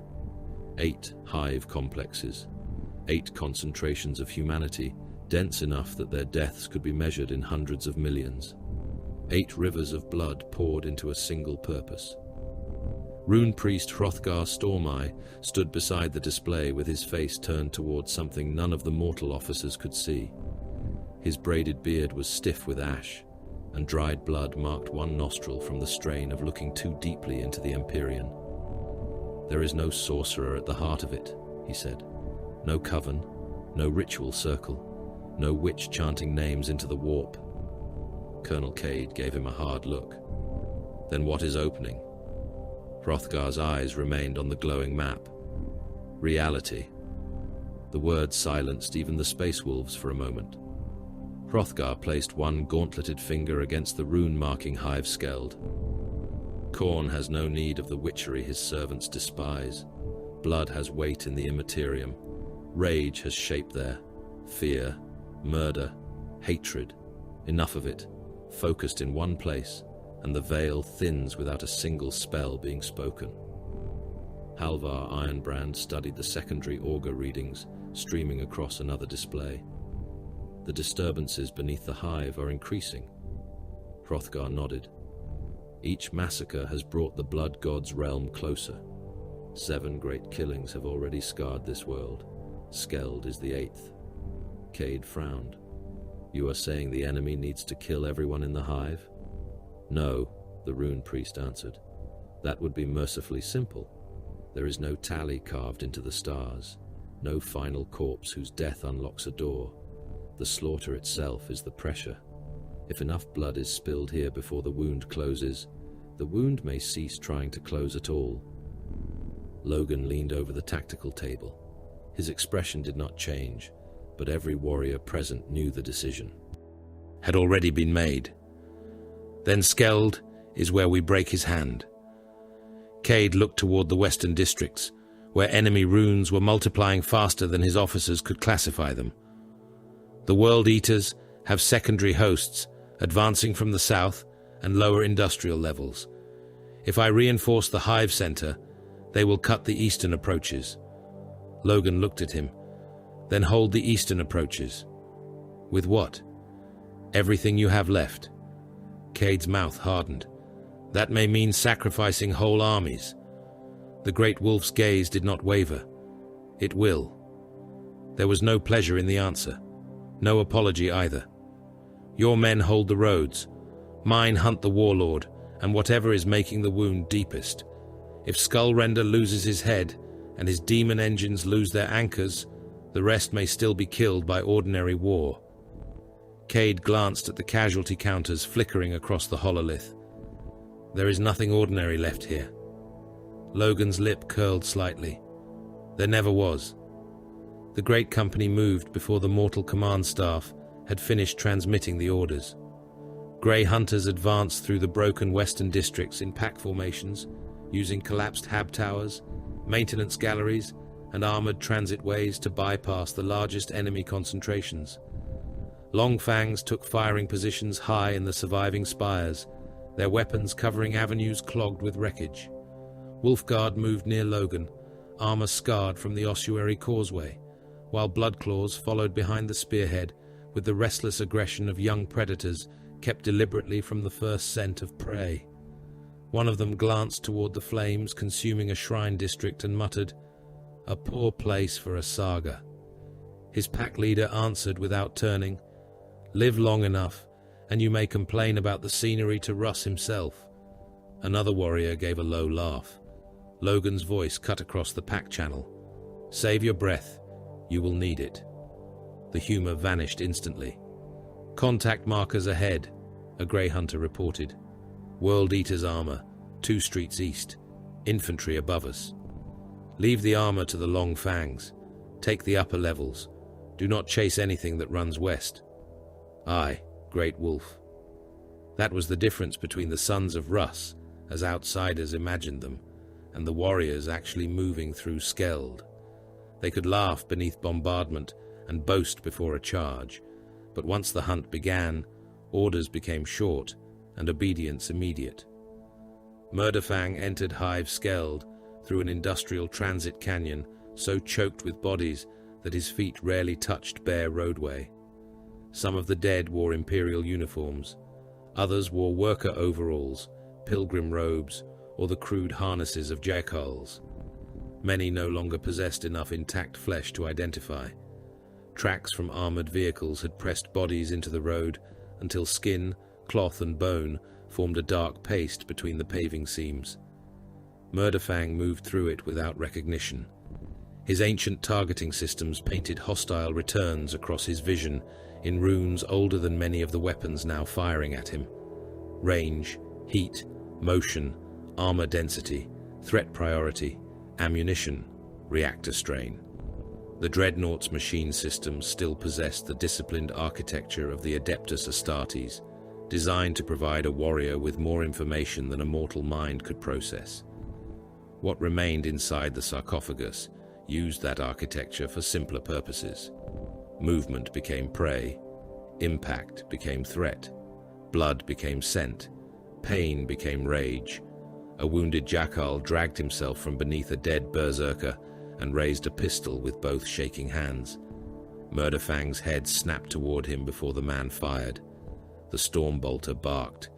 The jackal's chest vanished in 2 internal detonations, fragments of sternum and spine striking the wall behind him. Murderfang did not watch the body fall. A chain axe revved above. He turned toward the sound. Halvar observed the response through remote telemetry from several streets away. He is prioritizing auditory stimulus faster than the target cogitator, the Iron Priest said. Logan's voice returned through the vox. Meaning? Meaning the machine is not choosing first. Halvar watched Murderfang alter direction toward a sound too faint for his own auto-senses to isolate. He is. The Berserkers had learned enough from the causeway to use that instinct against him. A pack withdrew deliberately through the broken gates of Manufactorum Delton, firing bolt pistols as they went, never allowing themselves to disappear entirely from Murderfang's sight. The Dreadnought followed. Logan saw the movement on his tactical display and swore. Halvar, he is leaving the marked route. I see it. Bring him back. The Iron Priest fed new threat signals toward the north. Murderfang ignored them. Inside the Manufactorum, the retreating World Eaters laughed over open vox channels, their voices warped by the nails and the roar of machinery. Come, Wolf, one bellowed. Come take the skulls. Murderfang smashed through the entrance after them. The trap closed at once. Melter charges detonated behind him, bringing several tons of structural plating down across the gateway. Supporting fire struck from elevated galleries. Heavy autocannon rounds hammered Murderfang's armor, each impact throwing sparks and chipped ceramite across the chamber. A traitor tank positioned on an upper freight ramp fired into his flank, the shell exploding against already damaged plating and turning half the Manufactorum white with blast light. Berserkers emerged from service balconies and crane platforms, attacking from above and both sides. One landed on Murderfang's shoulder and buried a chain axe in the casing around his optical assembly. Another struck repeatedly at the left knee joint, while a third emptied a bolt pistol into the sarcophagus housing. Halvar's telemetry vanished. The command rune representing Murderfang went black. Cade happened to be standing beside Logan's forward hololith when it happened. He stared at the dead icon. Is he gone? Halvar did not answer. The Iron Priest switched channels, tried backup feeds, then diagnostic frequencies. Nothing. Cade looked toward the distant Manufactorum, where smoke rose through a roof that had begun collapsing under sustained fire. No Dreadnought could survive that. One of the Wolfguard beside him turned his helm slightly. You have not known this one long enough, Colonel. Inside the Manufactorum, Murderfang began climbing. His right claw punched through a structural beam thick enough to support an overhead cargo rail. The Murderclaw closed, power fields biting into the metal, and he hauled himself upward. Berserkers fired down at him from a maintenance gantry. Murderfang tore the entire gantry loose. Men, railing and machinery fell together. One World Eater landed beneath his foot and disappeared in an eruption of blood and shattered red plate. Another caught a hanging cable and swung himself onto the Dreadnought's back, chain axe chewing into the sarcophagus armor with a shower of sparks. Murderfang lunged backward. The wall behind him was ferrocrete reinforced with plasteel lattice. It broke before the Berserker did. Murderfang hit it hard enough to drive his own chassis halfway through the barrier. The World Eater between his back and the wall was compressed beneath tons of armor. His breastplate failed first. The impact forced broken ribs through both lungs and ruptured his abdomen inside his power armor. Murderfang drove backward again. The wall fractured wider. The Berserker's helmet burst against the ferrocrete, and grey matter spilled through the cracked lenses. A third impact reduced the body to a flattened mass wedged into the broken masonry. Murderfang stepped forward, leaving strips of meat and armor stuck to his rear plating. He seized a support column and pulled. The upper walkway collapsed with 6 World Eaters still upon it. 2 were crushed beneath the falling structure. Another landed alive. One leg twisted backward and tried to raise his chain axe. Murderfang struck him 3 times. The first blow killed him. The second opened his torso. The third drove what remained into the Manufactorum floor until blood sprayed from beneath the claw in thin jets. A grey hunter pack entered through a blasted side passage in time to see the final strike. One of the warriors lowered his bolt gun slightly. He was dead. His pack leader stared at Murderfang. That matters to you, not to him. A corrupted hellbrute lumbered from behind an assembly line, its sarcophagus fused into a swollen cage of cables and flesh. It fired once. The shot struck Murderfang's shoulder and blew away armor already split by the ambush. Murderfang crossed the distance before the hellbrute could fire. Again. The two machines collided amid hanging chains. Murderfang caught the traitor engine's weapon arm and tore it sideways until the joint ruptured. The hellbrute screamed actual words through its vox, fragments of curses and pleas fused together by centuries of madness. Murderfang answered with nothing intelligible. One Murderclaw drove into the torso. The hellbrute's reactor warning changed pitch. "Back!" the Grey Hunter pack leader ordered.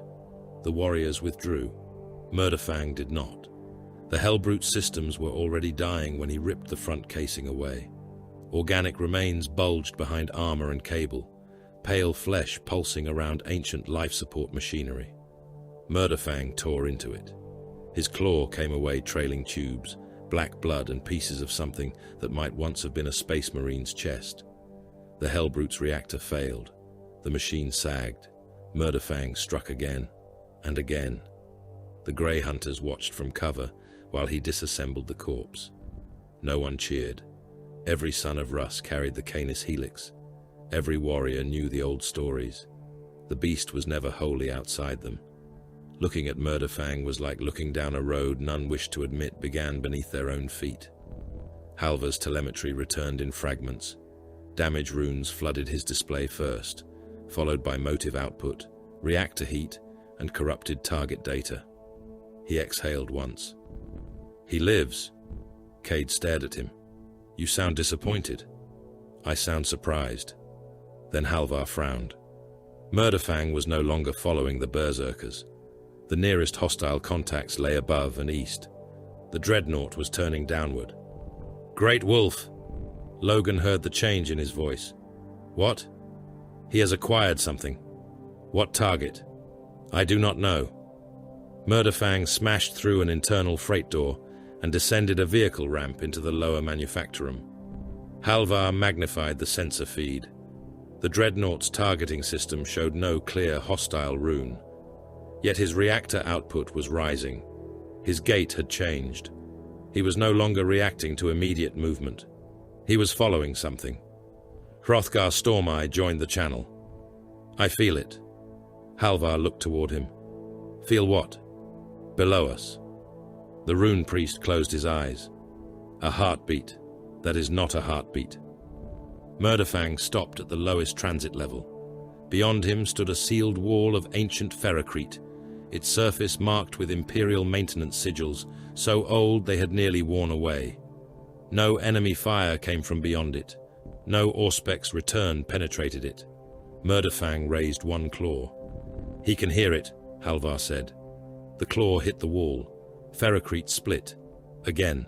A crater opened. Again. The wall collapsed inward. Beyond it lay darkness larger than the manufactorum above.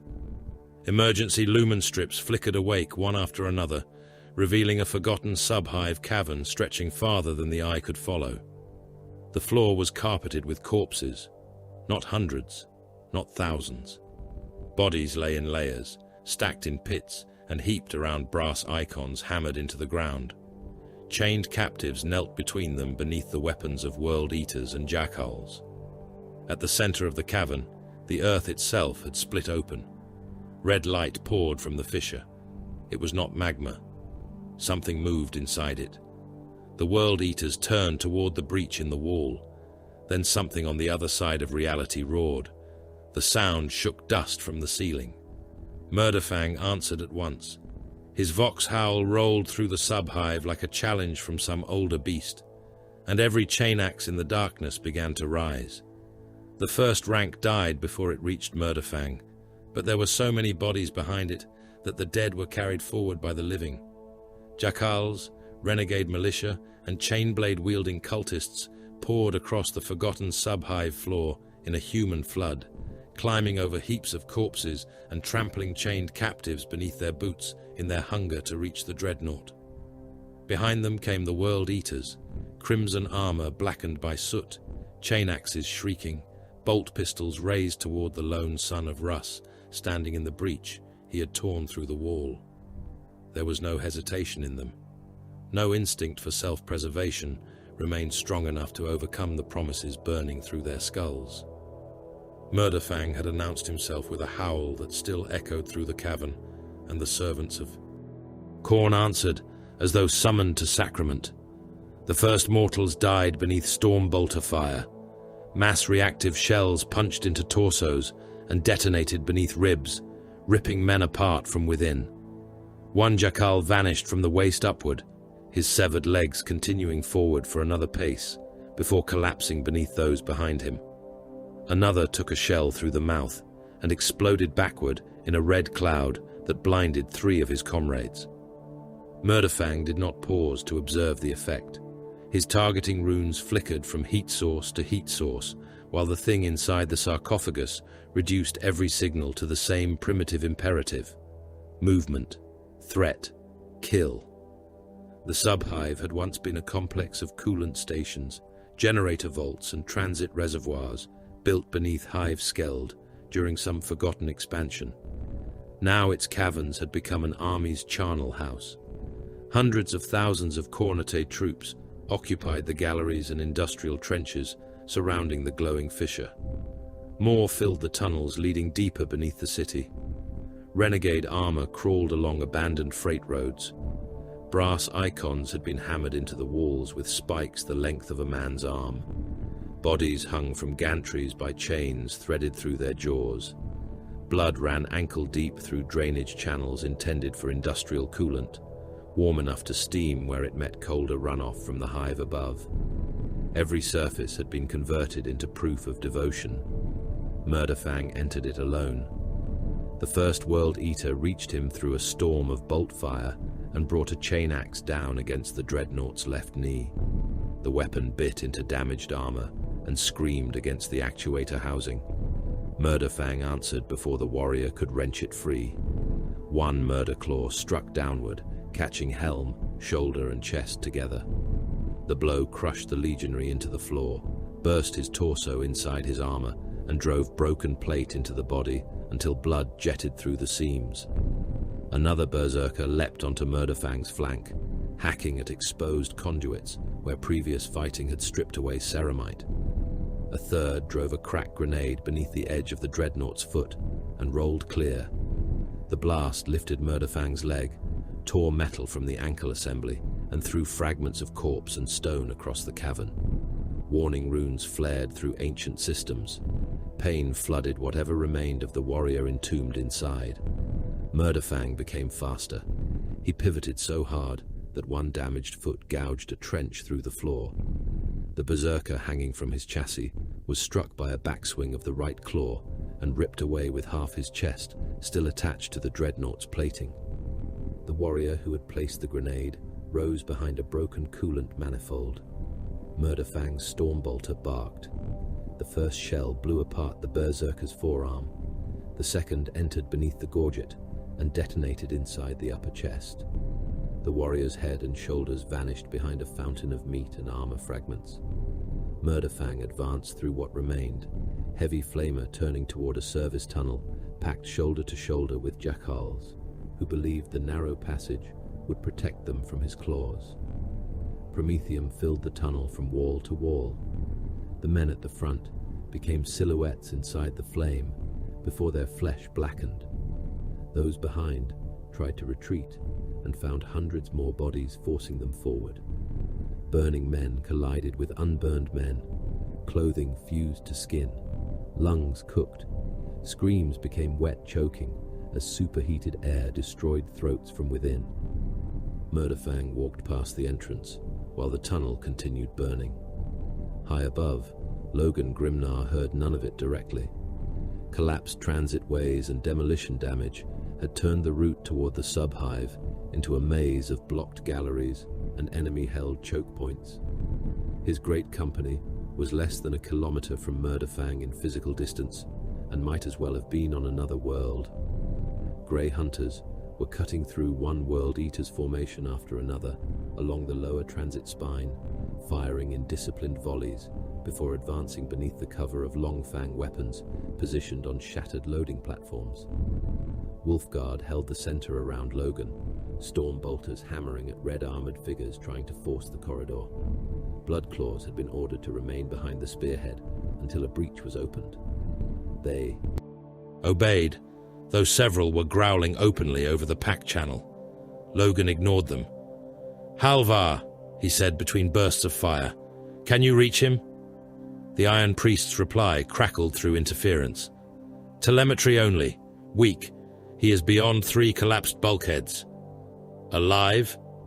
Halvar glanced at the damage stream across his display.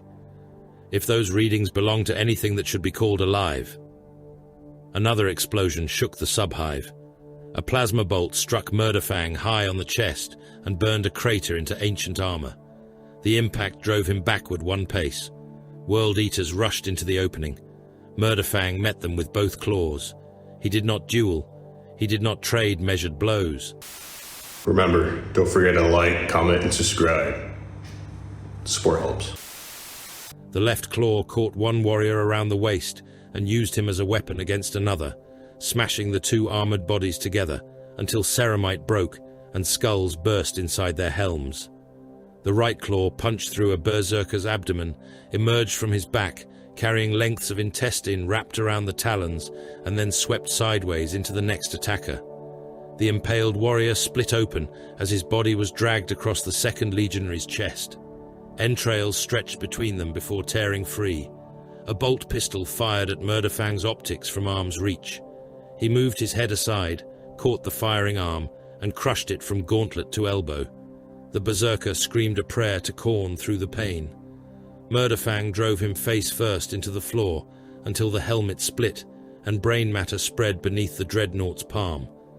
There was no reduction in his aggression as damage accumulated. Halvar saw reactor output rising while armor integrity fell. "He is exceeding thermal tolerances again," the Iron Priest told Logan. "His shoulder assembly is degrading, left knee damage worsening. He should be slowing." Logan shoved a dead berserker from his weapon and moved forward with the pack. "He is not." "No." Halvar studied the figures. "Every wound is provoking another attack cycle. The sarcophagus is feeding pain response into aggression before the machine spirit can compensate." Logan understood the implication. Murderfang did not merely ignore injury. Injury became fuel. A new voice rolled through the subhive before the next wave reached him. It was mechanical, but unlike Murderfang's animal distortion, it still possessed words. "Wolf," the voice growled.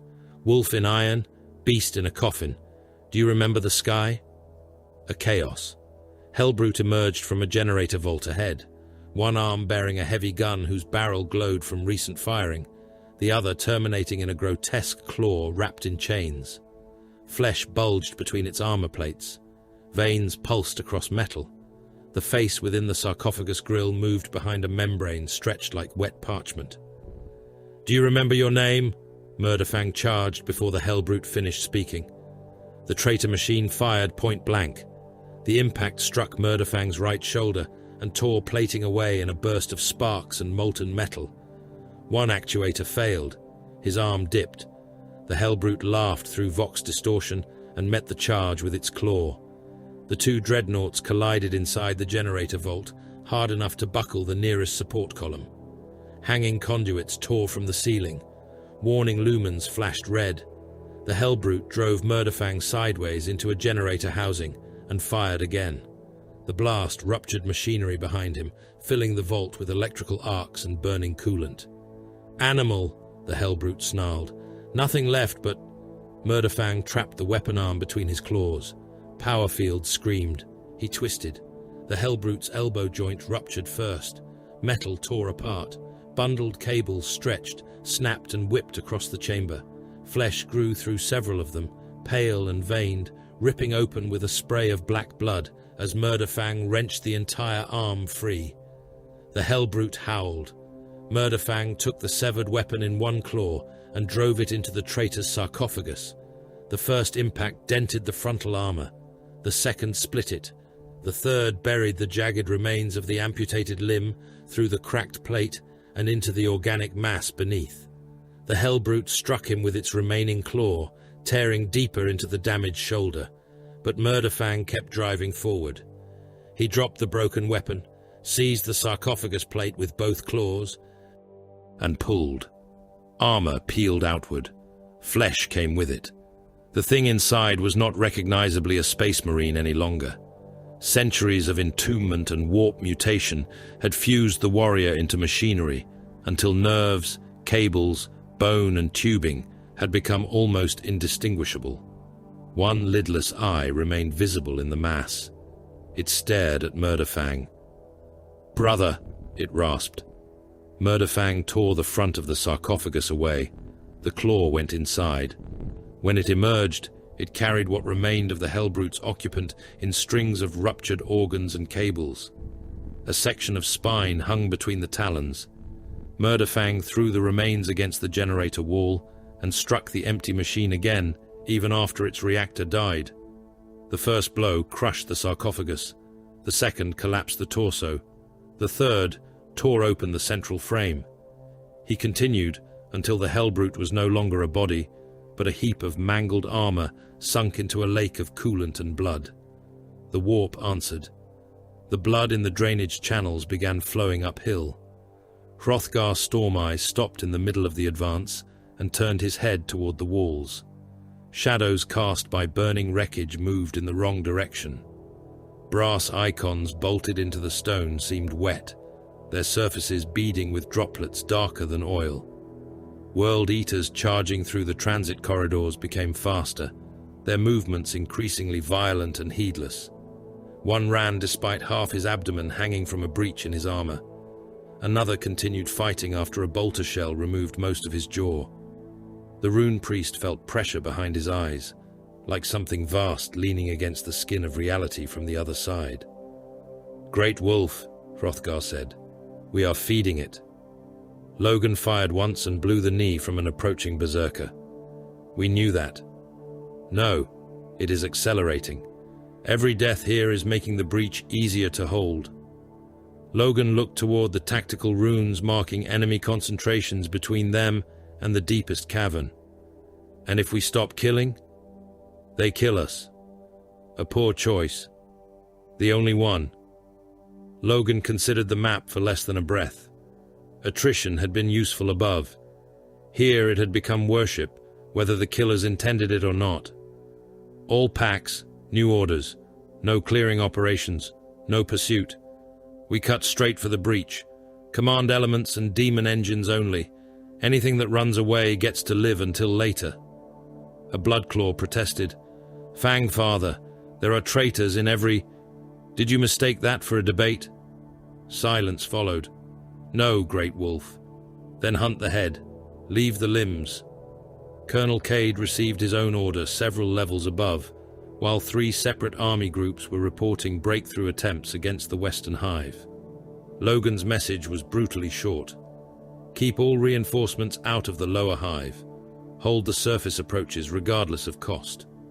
Cade read it twice, although the meaning had been clear the first time. Major Holt stood beside him waiting. "How many reserves remain?" Cade asked. "The 21st Reserve Army, portions of the 46th and 53rd, PDF formations from the Northern Arc. Strength? Perhaps 6 million fit for immediate deployment. More if we strip the eastern shelters." Cade looked toward the hololith. World Eaters icons pushed into the surface districts like infection spreading through flesh. "Commit them." Holt stared at him. "All of them?" "All. They will be fighting in open districts beneath orbital bombardment." "I know. The 21st has no heavy armor left." "I know." Holt did not move. Cade finally looked at him. "The Space Marines need the tunnels sealed behind them. If those World Eaters reach the sub-hive in strength, the breach opens wider. If the breach opens, everyone in this hive dies anyway." His voice became quieter. "Send the order." Millions of men began moving toward positions from which many would never return. The Space Wolves reached Murderfang through a corridor whose walls had been painted with blood by close-range bolter fire. Grey Hunters broke into the sub-hive first, then Wolfguard and Iron Priests. Halvar found the Dreadnought before Logan did. Murderfang stood inside a mound of corpses. Bodies covered his feet to the ankle joints. World Eaters, Jackholes, Renegades, and things no longer entirely human lay piled around him. His right shoulder smoked. One optical housing had cracked, leaving the lens beneath flickering erratically. Deep chain-axe scars covered both legs. Part of his flank armor was simply gone. Spent stormbolter cases lay across the floor in drifts of brass. Promethium burned from ruptured bodies and shattered pipes around him. Yet he was moving. A berserker beneath the bodies stirred. The warrior's legs were gone. One arm had been crushed. He dragged himself through blood with the remaining hand toward a chain axe lying less than a pace away. Halvar saw him. So did Murderfang. The Dreadnought stepped forward. His foot came down on the berserker's back. The power armor collapsed first, then the spine. The torso flattened beneath the weight until blood and fragments of lung burst from the armor seals and spread into the drainage channel below. Murderfang did not look down. Halvar stared at him and understood something he had not wanted to put into words. There was no battle ending inside that sarcophagus. There were only targets remaining and targets gone. A tremor passed through the floor. Murderfang's damaged head turned west. Halvar looked at his auspex. New signals were appearing from the surface, large signals. Then one became enormous. The Iron Priest magnified the return and felt every trace of triumph leave him. Great Wolf. Logan reached his side. Speak. Something has entered the western breach. The tactical display resolved through interference. Armor columns surrounded the contact. Demon engines moved ahead of it. Berserker hosts massed around its flanks. At the center rolled a machine vast enough to dwarf battle tanks. Brass armor, tracked propulsion, a demon engine built as an altar to murder. Halvar's voice dropped. Lord of Skulls. Above them, something roared across Hive Skeld, with a sound deep enough to travel through kilometers of stone. Murderfang heard it. His head snapped toward the vibration, before Halvar transmitted a single target rune. The growl in his Vox grill began at once. Vargast Prime had become too large for any one command throne to comprehend. Across the salt basins of the southern continents, tank armies fought through storms of ash, thick enough to blind Auspex and turn noon into twilight. Lehman Russ squadrons moved by compass rune and Vox bearing until enemy armor appeared through the murk at ranges so short that battle cannon muzzle flashes reflected from opposing hulls. Thousands of kilometers north, hive districts changed hands several times within a single rotation, defensive lines advancing through hab towers only to be cut apart when world eaters emerged from maintenance levels believed sealed for centuries.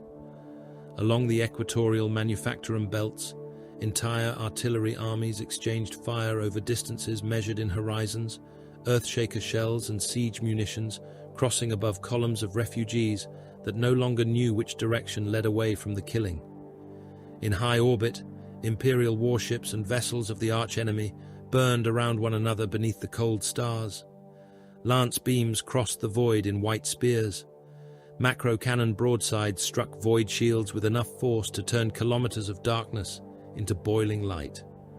One crippled Imperial cruiser lost attitude control and entered the atmosphere stern first, its reactor still burning as it descended through the clouds like a falling city. Millions looked upward and watched it die. Millions more never saw it because their own battles filled the sky. Confirmed casualties had passed beyond 2 billion, then 3, and continued climbing. No one spoke those totals aloud any longer, unless required by duty. Numbers that large ceased to resemble the dead. Colonel Joran Cade stood inside a command bunker, whose walls shook continuously under distant bombardment, and listened to 4 authorities, order him to do mutually impossible things. A surviving Continental general demanded that the 81st reinforce the Northern Shield District. A Munitorum prefect insisted that Cade preserve the remaining armor reserves for protection of the Hive's ammunition foundries. Naval Command wanted troops withdrawn from the western districts, so orbital batteries could strike those sectors without concern for friendly casualties. An Administratum representative transmitted a sealed directive instructing him to maintain civilian evacuation corridors that no longer physically existed. Cade heard them all through separate Vox channels, while Major Holt tried to maintain a tactical display from data increasingly corrupted by static, dead relays and false reports. "Colonel, the Northern General is demanding acknowledgement." Cade stared at the hololith. "He can demand until the Emperor himself answers." Holt muted the channel. "Naval Command says their bombardment window closes in 9 minutes. The western batteries cannot evacuate in 9 minutes." "They know." Cade almost laughed. It would have been the wrong kind of laugh, so he swallowed it. Then Logan Grimnar's rune appeared on the command slate, and the Great Wolf's voice came through beneath a growl of interference. "Cade." The colonel straightened without thinking. "Great Wolf. Hold the western approaches." Cade waited for elaboration. None came. "For how long?" "Until we kill the heart of this." Cade looked toward the ruined tactical display, where enemy markers covered entire districts in red. "What reinforcement can you guarantee?" Logan answered without hesitation. "None." The simplicity of it cut through every other order. Cade closed 3 channels. "Understood." He began issuing instructions that would commit what remained of his armies to a defense from which many would never be withdrawn. The Space Wolves did not attempt to become a line across Hive Skeld. They became teeth within it. Long fangs climbed ruined spires, whose upper floors had been opened to the sky by orbital strikes, dragging lascannons and missile launchers through stairwells filled with corpses and dust. From those heights, they turned avenues into firing lanes. Traitor predators pushing between hab blocks died to beams that punched through frontal armor and set ammunition stores burning inside. Rhinos attempting to bypass wreckage were struck by crack missiles in their side plating and overturned across intersections, becoming barricades for the very host they carried. The Long Fangs transmitted coordinates to Imperial artillery far behind the immediate front, and Basilisk batteries used their corrections to walk shellfire down entire boulevards in deliberate sequence. Below them, Grey Hunters moved through service levels and broken transit galleries, emerging behind World Eaters formations that believed themselves engaged solely with mortal troops. Bolter volleys struck at arm's reach. Grenades went into enclosed rooms before the wolves entered. Enemy packs that turned to pursue found empty corridors, then heard chainswords start behind them. Bloodclaws waited near the hardest breaches until berserkers forced their way through, and then the younger wolves were unleashed. Their countercharges were violent enough to resemble those of their enemy, but pack leaders kept them tied to purpose. 3 paces farther, and you leave the kill lane, one veteran snarled, as his warriors butchered berserkers against a shattered barricade. Then the Long Fangs will teach you why old wolves live longer. The Bloodclaws fell back before the next artillery pattern arrived. Murderfang could not be treated with such finesse. He had returned from the sub-hive with damage that would have sent any sane Dreadnought directly to the forge. One shoulder assembly had lost much of its outer armor. The cracked optical housing flickered between usable vision and static. One leg carried deep chain-axe wounds across the actuator casing. Part of the left flank remained open to the air, conduits repaired only enough to keep motive systems functional. Halvar Ironbrand stood beneath the Dreadnought's shadow inside a reinforced maintenance chamber and watched servitors bolt scavenged ceramite plates over the worst damage, while adamantine restraints held Murderfang in place. "Left claw field unstable," an attendant warned. "The emitter teeth remain within tolerance, but not by much." Halvar examined the readout. "Replace the cracked coupler." A nearby autocannon fired somewhere beyond the chamber wall. Murderfang surged against the restraint so violently that one floor anchor groaned. Servitors staggered. The Dreadnought's vox emitted a rising snarl. "Work faster," Halvar said. "He believes the guns are prey." Another attendant glanced at the scarred armor they had just fitted. "These plates will not survive an hour." Halvar looked at Murderfang, straining hard enough to bend the restraint bar across his chest.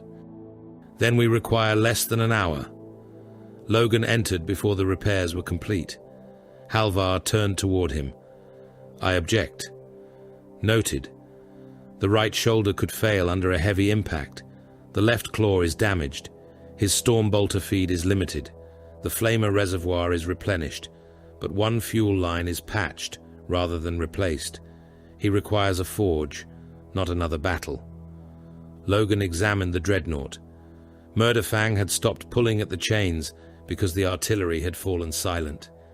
His head turned toward the great wolf, optics burning beneath frost and dried blood. "Will he walk?" Logan asked. "Aye." "Will he kill?" Halvar's jaw tightened. "You know the answer." "Then he goes." Halvar stepped closer. "Fang, father, there may not be enough left of the chassis to bring back." Logan's gaze stayed on Murderfang. "There may not be enough left of Skeld if we wait." A fresh barrage began beyond the blast wall. Murderfang struck the restraints again. Logan looked toward Halvar. "Open the gate." The maintenance chamber faced one of the great western avenues through an armored portal built to admit super-heavy vehicles. Beyond it waited hundreds of World Eaters, Jackhulls and renegade machines, advancing through wreckage toward the Imperial inner line. Long Fangs already occupied firing nests overhead. Artillery observers had bracketed the avenue. Imperial armor waited in side streets with engines running. The blast gate rose slowly, admitting smoke, gunfire, and the roar of chain weapons. Murderfang saw the enemy before the gate reached halfway. Every restraint pulled tight. Halvar disengaged the outer leg braces. "Hold the arm locks." Murderfang's growl deepened.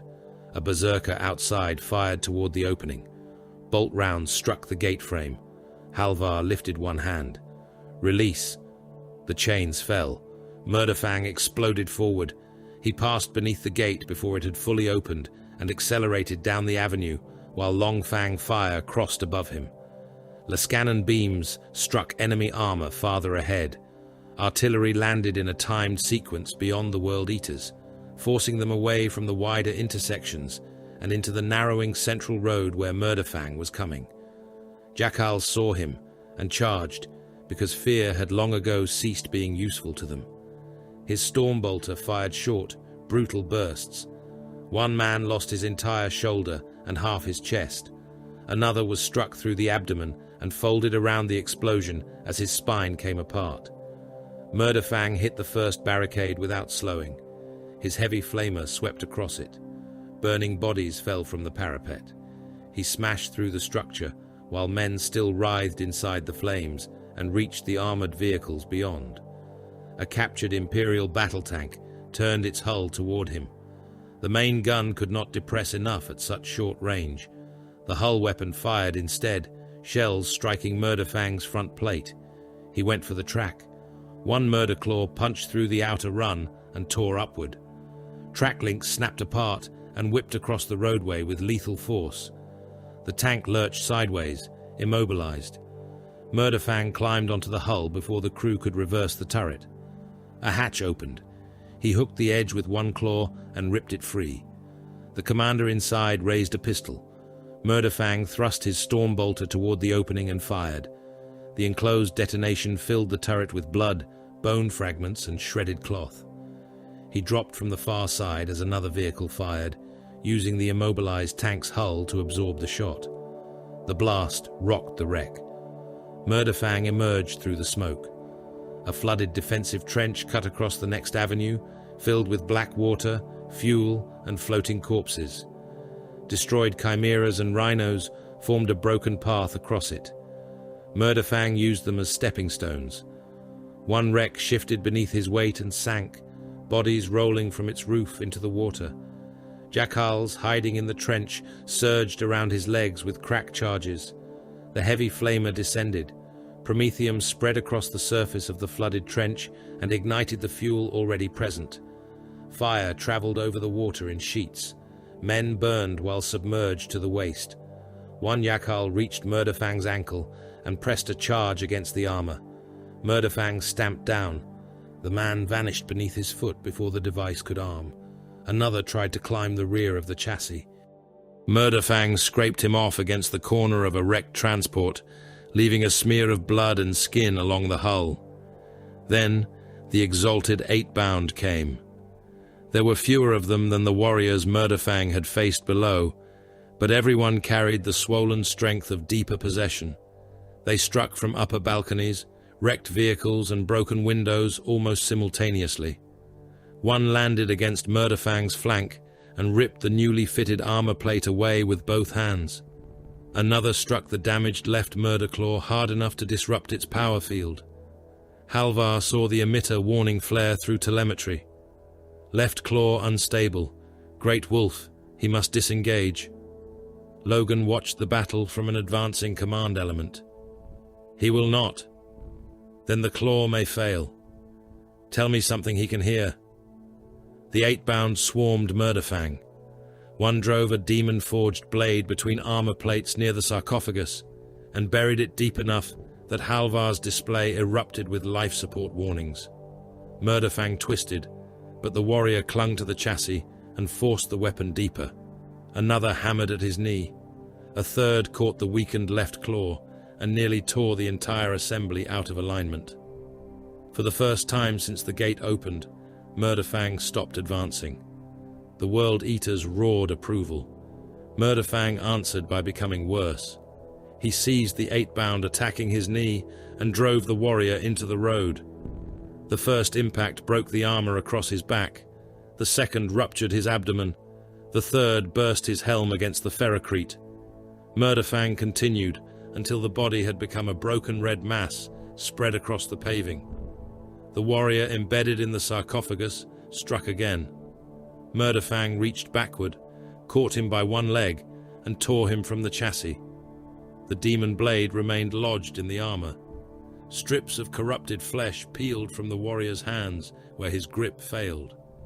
Murderfang swung him into another 8-bound, hard enough to break both bodies against one another, then threw the surviving one beneath a damaged tank and stamped on his chest until plate and ribs collapsed together.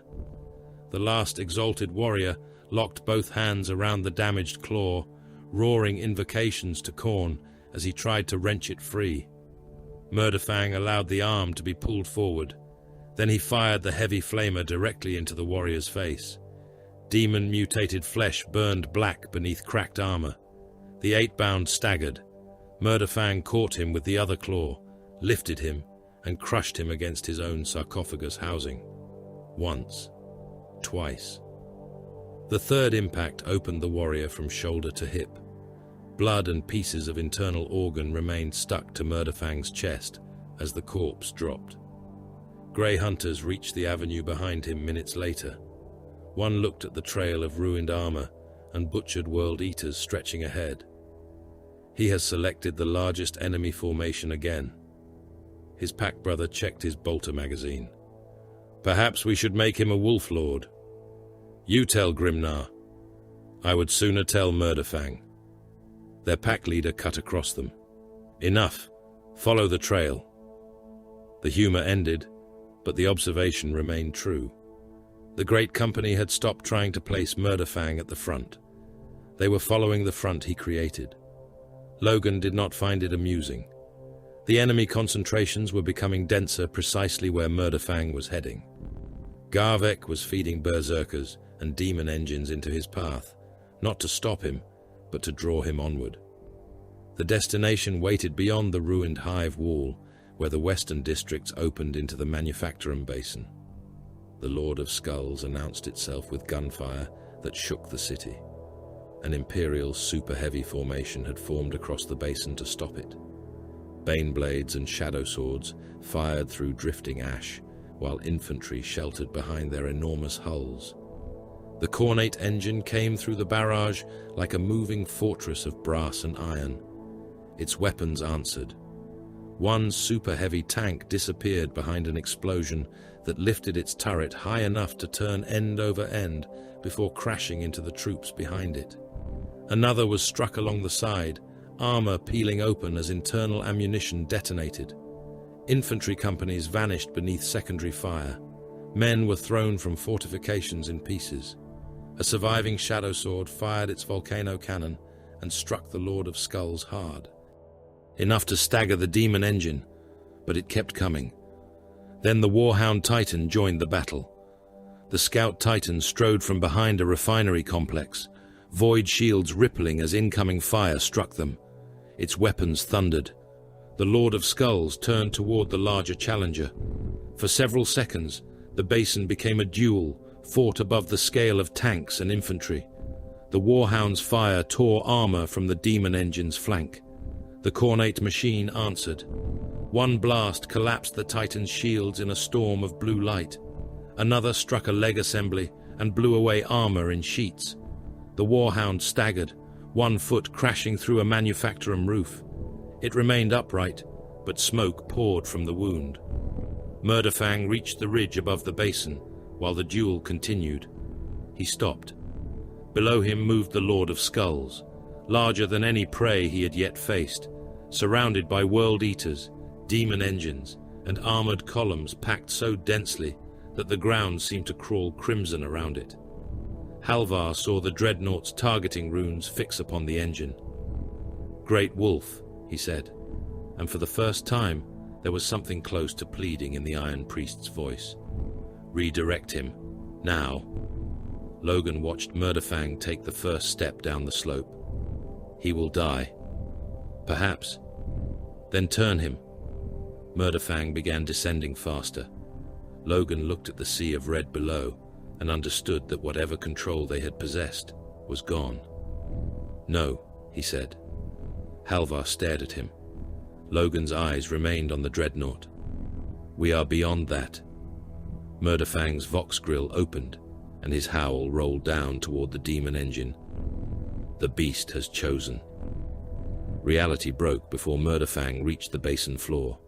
There was no warning siren for it, no Auspex rune capable of translating what occurred into a form intended for mortal understanding. The air above the western districts of Hive Skeld simply tore apart. One moment the Manufactorum Basin existed beneath a sky of ash, orbital fire and drifting smoke. The next, a wound opened over it, vast and crimson, pulsing as though something behind the heavens had pressed a bleeding eye against the skin of the world. Every lumen within kilometers flickered. Vox channels filled with shrieking static. Men who had survived artillery barrages, berserker assaults, and the collapse of entire hab towers dropped their weapons and clutched at their skulls as pressure rolled across the battlefield. Blood lifted from gutters, bodies and crater floors in thin red streams, rising toward the wound rather than falling under gravity. Where those streams touched the air, shapes began to form. Horns came first, then blades, then lean red bodies dragged themselves into existence between piles of dead. Bloodletters stepped from nothing with hellblades clenched in clawed hands, their flesh slick as fresh muscle stripped of skin. Farther east, smoke twisted into hunting shapes, and flesh hounds burst from it at a run, brass collars glowing around sinewed necks. Then the ground began to shake. Blood crushers thundered down a ruined avenue in a mass of iron, demon flesh and brass, their juggernaut mounts smashing wrecked chimeras aside like discarded toys, while the demons riding them raised blades toward the screaming imperial lines. The battle for Vargast Prime had already consumed billions. Now the things that fed upon such slaughter had come to join it. The first mortal formations to see the demons broke. A reserve company holding a tramway junction fired one ragged volley and then dissolved when bloodletters appeared between its own dead, emerging from pools of blood inside the defensive position. Men ran without orders. Some tore helmets from their heads because voices had begun whispering through the Vox. Others tried to climb the barricades they had built, trampling wounded comrades beneath their boots. A commissar stepped into the road, drew his bolt pistol, and shot the first fleeing sergeant through the back. "Stand!" he roared. A flesh hound bounded through the smoke and took his arm off at the shoulder before he could fire again. The men behind him saw the commissar fall. Some ran faster, others stopped. Fear turned differently inside each of them. An autocannon team swung their weapon toward the hound and opened fire. The first shells missed. The next burst struck the demon across the torso and ripped fist-sized holes through red. Flesh. The beast staggered, then kept coming until the gunner held the trigger down and walked the stream of fire up through its chest and skull. The flesh hound came apart in a blast of blood and warp flame, its body collapsing into greasy smoke before it struck the weapon pit. The loader stared at the empty ground where the creature had been, breathing too quickly. "It can die," he said. The gunner slapped another ammunition drum into place. "Then kill the next one." That understanding spread unevenly through the Imperial lines. Lasguns fired in volleys thick enough to turn whole streets red-white. Heavy bolters hammered bloodletters from their feet, each mass-reactive impact tearing open demonic flesh that bled fire as readily as blood. Lehman Russ battle tanks fired canister rounds into packs of fleshhounds and battle cannon shells into blood crushers, shattering brass-armored juggernauts beneath explosive force. Men still broke. Entire companies vanished when demons manifested among them rather than in front of them. Priests climbed onto barricades and screamed litanies of hatred toward the warp, holding aloft Aquilus, while soldiers formed firing ranks around them. Commissars shot cowards and were themselves torn apart moments later. Officers who could no longer contact headquarters issued orders from memory and instinct. Conventional warfare had not stopped. It had merely been infected by impossibility. Hrothgar Stormeye felt the breach like a blade being drawn between his ribs. He stood amid Logan Grimnar's command element and turned toward the crimson wound, while frost gathered across the haft of his runic weapon, despite the heat. "It is open," he said. Logan watched bloodletters appear between burning tanks below. "Can it be closed?" "Not while the killing deepens." Hrothgar's eyes had gone pale beneath the reflected red light. Something greater presses against it, something that has not crossed yet. Nearby, a wolf priest raised his crozius and called the packs forward, his voice carrying through the company vox. "Sons of Russ, remember Assaheim, remember the black seas of Fenris, remember the sagas of those who hunted when the night itself hunted them. These are not gods, they are prey with louder voices." The answer came from grey hunters, checking magazines, and Bloodclaws revving chain blades. No one knelt. No one stared in paralyzed reverence. The sons of Fenris had been raised on worlds where monsters existed before men had names for them. Logan opened the command channel. "Long Fangs, any manifested greater contact receives everything you have. Storm Fangs, kill demon engines first. Cade, pull your infantry away from the breach sectors where they cannot hold." Colonel Cade answered through grinding interference. "That means abandoning 3 western districts." "Aye. There are still civilians inside them." Logan's jaw tightened. "Then every man you feed into those streets becomes another offering. Withdraw what can still move. Armor and artillery hold the approaches." Cade was silent for a breath. Understood. The order would condemn people trapped inside the districts. Sending more men after them would condemn more. There was no clean decision left on Varghast. Murderfang had already made his own. The Dreadnought was descending toward the Lord of Skulls when the first blood crushers crossed his path. Their arrival changed him at once. His damaged head snapped toward them, optics flaring behind the cracked housing.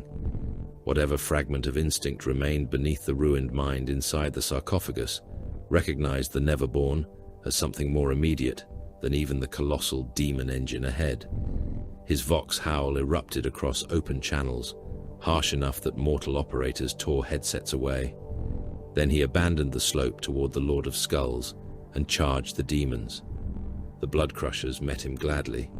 The first juggernaut hit Murderfang head-on, brass skull lowered, momentum enough to buckle the newly fitted armor across his chest. The impact drove the Dreadnought backward and split the roadway beneath one foot. The Bloodletter Rider swung its hellblade across his shoulder. The weapon passed through ceramite in a line of unnatural heat, leaving the edges of the wound glowing. Murderfang answered with the right Murderclaw. He caught the juggernaut beneath the jaw and wrenched upward. Brass plating tore from demon flesh. The machine beast reared, Rider clinging to its back, until Murderfang drove the other claw through its chest. He pulled the juggernaut apart around his own arm. Metal ribs separated. Burning organs spilled across the road. The Bloodletter leapt clear, hellblade raised. Murderfang's Stormbolter fired once. The shell struck the demon in the face and detonated, blowing horn, skull, and flame backward in a spray that became smoke before touching the ground. Two more Blood Crushers hit him from opposite sides. One smashed into his damaged knee. The other rider buried a hellblade in the exposed cables of his flank. Halvar Ironbrand watched warning runes multiply. Left motive assembly failing, he reported. Logan saw Murderfang disappear beneath red bodies and brass. Is he down? No. The Iron Priest sounded almost weary. He is never down when the runes say he should be. Murderfang tore free. One Murderclaw seized a Blood Crusher's rider and closed through waist and saddle together. The demon split in half, burning entrails hanging for an instant before dissolving. Murderfang used the dying juggernaut as leverage, hauling himself upright while the damaged left leg trembled beneath him. Fleshhounds came next, drawn by the violence. They swarmed around his feet, jaws snapping at cable runs and knee joints. One locked onto the exposed flank and tore out a bundle of conduits trailing sparks. Murderfang lowered the heavy flamer. Prometheum swept across the pack at almost point-blank range. Fleshhounds burned like living torches, brass collars glowing white before several detonated into red vapor. One survived long enough to leap onto Murderfang's chest. He seized it by the throat and crushed until its spine broke between the claw blades. The corpse vanished in smoke while still in his grip. He advanced through them with armor visibly failing. Smoke rolled from the shoulder assembly. His left claw field flickered. One optical lens had gone entirely dark. Halvar transmitted damage warnings, although no one believed Murderfang understood them. Reactor heat beyond safe threshold. Lower joint load unstable. Sarcophagus armor compromised. Logan answered, "Can he reach the Lord of Skulls?" Halvar watched Murderfang stamp a writhing bloodletter into the roadway until red flesh spread beneath his foot and evaporated. If nothing kills him first. Garvek Skullrender saw the Dreadnought through the smoke and knew at once that he wanted its skull more than he wanted the hive. The World Eater's Lord stood among his chosen warriors on the broken hull of a Baneblade, enormous even beside other traitor Astartes. His ancient armor had been repaired so many times that plate from several eras lay riveted together beneath layers of red, brass, and dried blood. The butcher's nails moved beneath the skin around his temples in hard mechanical ridges. Every gunshot was pain. Every scream eased it. The war had become a rhythm his nervous system understood better than thought. He watched Murderfang tear one of Khorne's own demons from a juggernaut and crush it between the claws. Something like admiration tried to exist beneath the nails. The pain strangled it into hunger. "There," Garvik said. An 8-bound beside him followed the gesture. "The wolf. Drive it forward. Kill it." Garvik turned his head. The movement alone made the nails spike through his skull. "No." His voice became a growl. "Not yet. Feed it bodies. Keep it moving toward the engine." Another World Eater laughed. "You want it tired." Garvek stepped close enough that their helmets almost touched. "I want it empty." He pointed toward Murderfang. "Let the beast spend itself on everything between us. Then I take what remains." The order spread. Berserkers who might have charged the Imperial lines turned instead toward Murderfang. 8-Bound moved along the flanks, not closing for the kill, but attacking and withdrawing, provoking him, bleeding him, forcing his rage toward the basin center. Garvek was not subtle by the standards of an Imperial strategist, but Khorne had never demanded elegance. He understood hunting in the same narrow sense that he understood war. Hurt the prey, keep it angry, make it come where the axe waits. Logan saw the pattern almost immediately. He is steering Murderfang. Halvar looked at the shifting enemy markers. Aye. Then Skullrender is watching. Him. Logan changed channels. Wolfguard, strike command elements on the southern flank. Do not get drawn toward Murderfang. Grey Hunters, sever the reinforcement corridors behind him. Long Fangs, demon engines supporting the World Eater's advance. Stormfangs, same targets. A Wolfguard pack leader answered, And the beast? Logan watched Murderfang rip a berserker's arm from its socket and beat another warrior down with the severed limb still clenched inside the power-armored gauntlet. Let them keep looking at him. The counter-strike began, while Garvek's warriors remained fixated on the Dreadnought. Stormfang gunships descended through the smoke, engines howling as they unleashed fire into demon engines moving alongside the Khornate spearhead. One machine exploded beneath concentrated fire, bound flesh and armor scattering across the avenue. Long fangless cannons burned through another from the flank. Grey Hunters emerged from service tunnels behind World Eater's reinforcement packs and fired into them before withdrawing into the hive interior. Wolfguard struck at command groups, their arrival marked by Stormbolter thunder and the detonation of grenades among berserkers gathered around Vox relays. The enemy reacted, but too late to preserve the shape of the advance. Murderfang had become a distraction, vast enough to bend an entire battle around himself. The warp breach widened. Hrothgar looked upward and saw a shadow inside the red storm. It was too large to belong to anything walking the world below. Wings unfolded behind the crimson veil, first as suggestion and then as shape. Horns curved above a head the size of a battle tank. Something like an axe moved within the wound, its outline visible through clouds that were not clouds. Mortal soldiers beneath it began screaming before the demon had fully crossed. Some shot at the sky, others fell to their knees and clawed at their eyes. Great Wolf, Hrothgar said. Logan saw the silhouette. Bloodthirster, trying to become one here. The rune priest gripped his weapon until the runes along it shone with cold light. The breach does not yet hold enough of it. The Lord of Skulls is anchoring the wound through slaughter. Every man it kills, every demon it shelters beneath its shadow, makes the crossing easier. Logan looked toward the colossal engine. Destroy it, and the breach closes. Hrothgar's expression darkened. Perhaps. That is not an answer. It is the only one the warp gives. Destroying the anchor may weaken the breach, or the violence of its death may give the thing beyond one final chance to force itself through. Logan stared at the Bloodthirster's shadow. Then we kill what is here first. Murderfang seemed to agree. Whether by instinct, targeting system, or some deeper sense buried in the wolfen mind, he abandoned the demons around him and turned once more toward the Lord of Skulls. The Khornate engine dominated the basin below, a mobile fortress of brass, iron, guns, and murder. Its tracked body crushed wrecked tanks beneath it. Weapon systems rotated toward new targets, while World Eaters moved around its hull in crimson tides. Compared with it, Murderfang seemed almost small.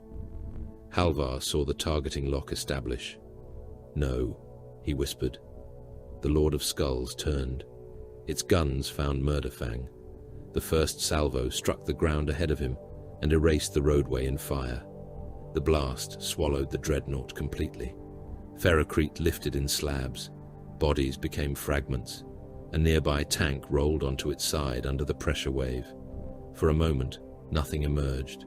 Then a silhouette appeared inside the flames. Murderfang was still running. Another shell struck behind him. Another detonated close enough to strip more armor from his back. He did not slow. His damaged leg hammered the ground. Smoke trailed from his chassis. The Murderclaws opened. The Lord of Skulls roared through furnace lungs. Murderfang answered. He crossed the last stretch of broken ground, while the colossal engine filled the world before him. One heartbeat remained before they collided. The collision did not resemble a duel. It resembled an execution interrupted by stubbornness.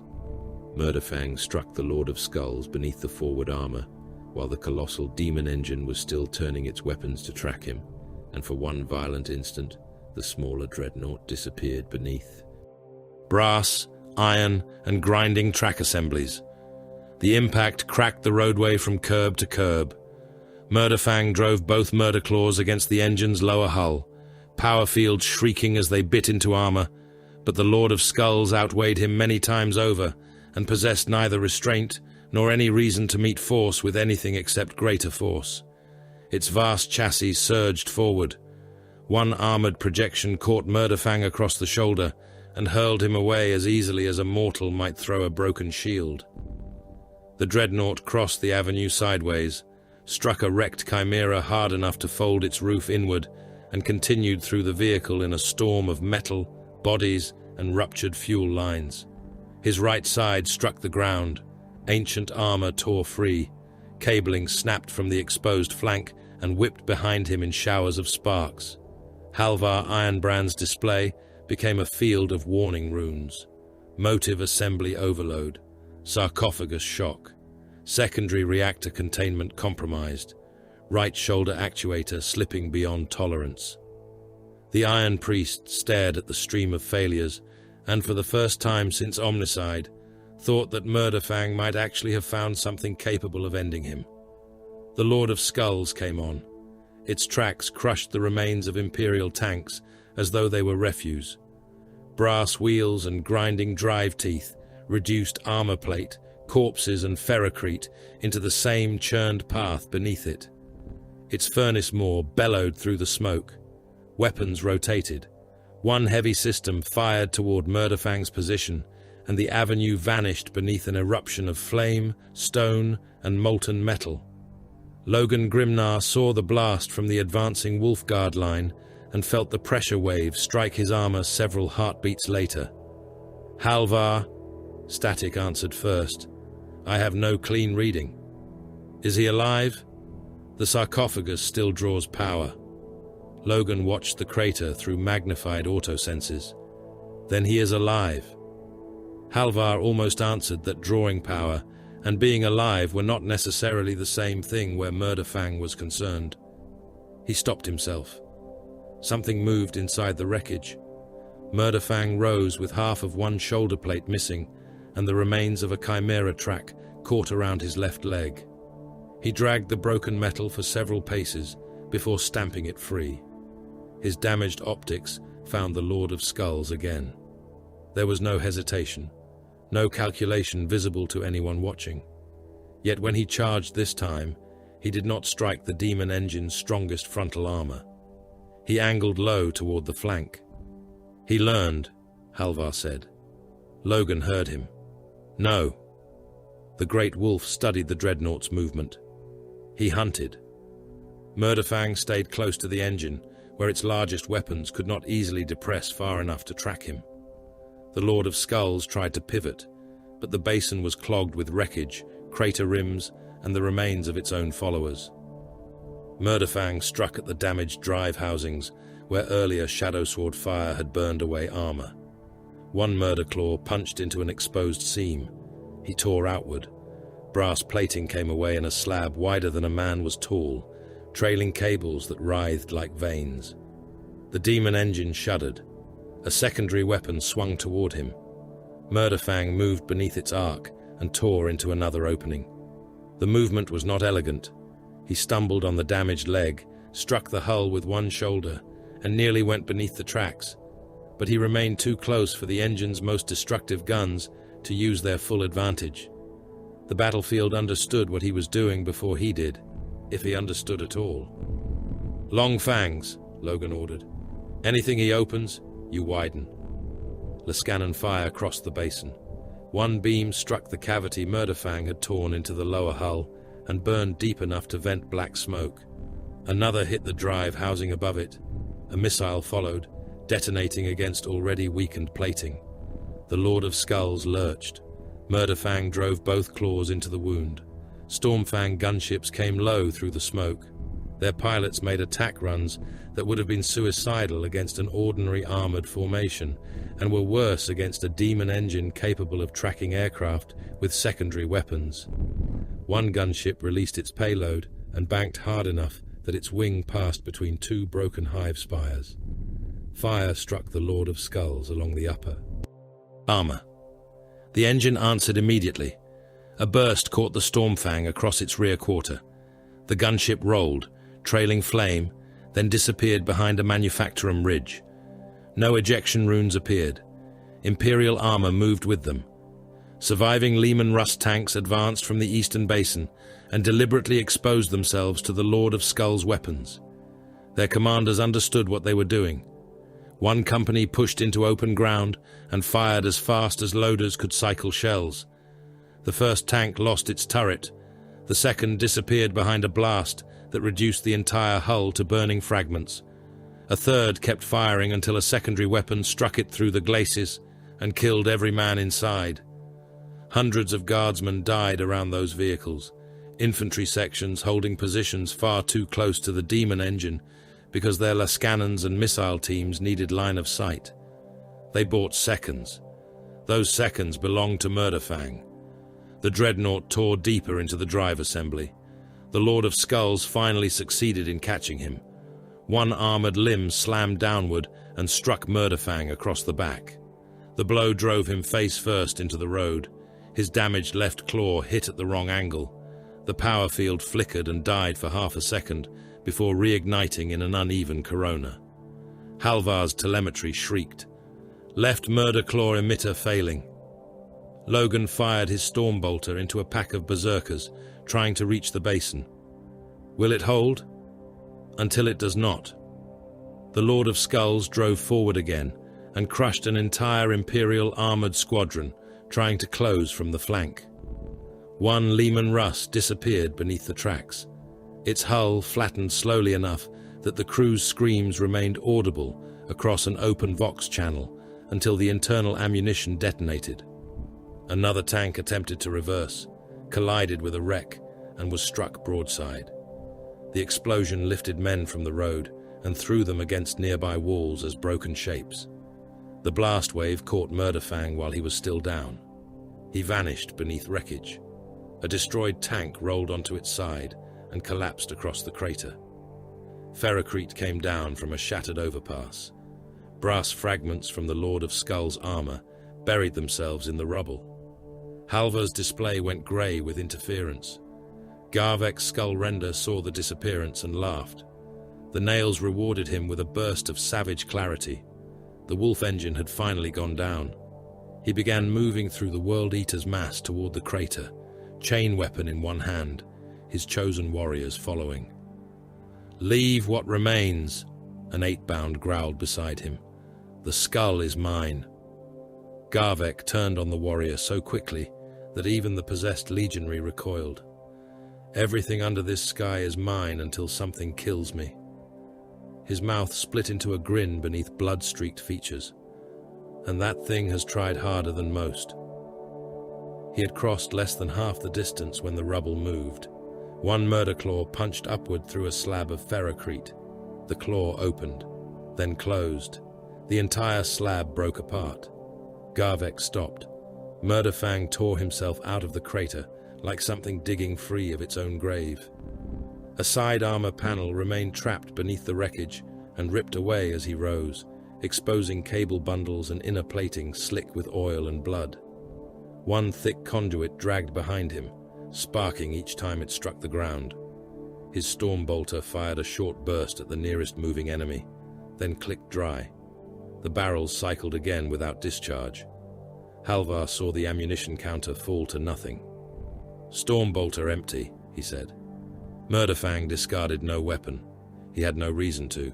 He simply stopped using it. The heavy flamer still showed fuel pressure, but not much. What remained were the claws. Murderfang charged the Lord of Skulls again. This time he reached the damaged drive assembly from behind. The right Murderclaw punched through torn armor and locked inside the mechanism.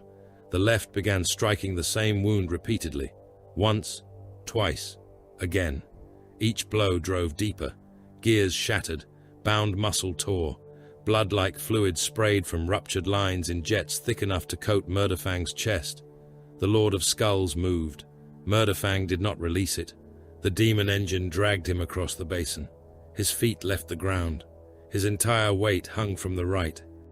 Murderclaw buried in the drive assembly, while the tracks pulled him through wreckage. Bodies vanished beneath him. A dead berserker was caught between Murderfang and the engine and burst apart, blood streaking both machines. A wrecked rhino struck his legs and spun away. His left shoulder hit a crater rim hard enough to wrench the arm assembly sideways. Halvar saw the joint displacement. His shoulder is coming out. Logan looked toward the struggle. Can you stop it? I would need him to let go. They both knew how useless that answer was. The right claw remained anchored. The left struck again. The Lord of Skulls dragged Murderfang through another pile of wreckage. The movement partially dislocated the damaged arm. The entire shoulder assembly shifted several handspans out of alignment.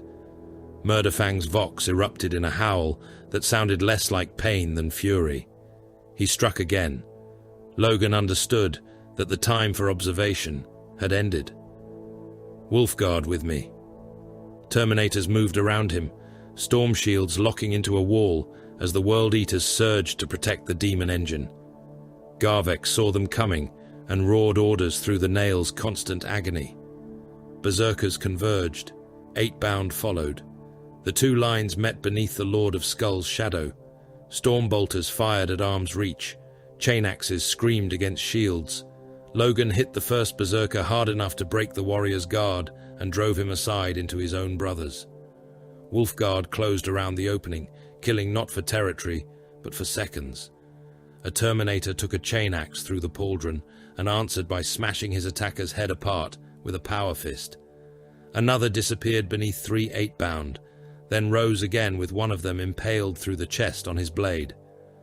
Long fangs, Logan snarled into the vox. Now! Lascannons fired into the wound Murderfang had opened. The Lord of Skulls convulsed. Its damaged drive assembly ruptured. Infernal heat poured from the opening. Blood sprayed out in a torrent that should not have existed inside any machine, covering Murderfang from sarcophagus to knee joints. He finally gained footing as the engine slowed. The hunters had hamstrung the beast. Murderfang became the fang in its throat. He hauled himself upward, using the right claw as an anchor. The dislocated left arm dragged for a moment before actuators screamed and forced it back into enough alignment to move. He drove that claw into the opened machinery. The power field flickered, but held. The Lord of Skulls roared. Murderfang pulled. Something inside tore. A mass of burning mechanical organs spilled from the wound. Pistons came loose. Armor braces snapped. A chain thicker than a Space Marine's torso whipped free and struck the road hard enough to cut a corpse in half. Murderfang dug deeper. The Lord of Skulls tried to turn its upper weapons toward him. Long fang fire struck the mountings. An Imperial tank fired into one of the exposed mechanisms and was destroyed a heartbeat later by return fire. The crew never knew whether their shot mattered. It did. The engine slowed again. Murderfang reached the center. Both Murderclaws went inside. Halvar watched power draw spike. Great Wolf. Logan heard something in the Iron Priest's voice and turned. He has breached the core. The Lord of Skulls began convulsing. Murderfang tore outward. The first pull opened the armor cavity wider. The second ruptured whatever containment held the demon bound into the engine. Warp fire poured from the wound. The third brought pieces of fused flesh and brass out together. The engine was dying. Murderfang kept ripping. A rational warrior would have withdrawn. A sane Dreadnought would have recognized the reactor cascade, the warp instability, the ammunition cook-off, and the impossible temperatures building inside the hull. Murderfang understood only that the target still moved. He struck deeper. The Lord of Skulls screamed. The sound was part machine, part demon, and part something that had never belonged in the material universe. Then it exploded. The center of the basin became a sun. Brass armor flew across several city blocks. Demon flesh burned into ash before it struck the ground.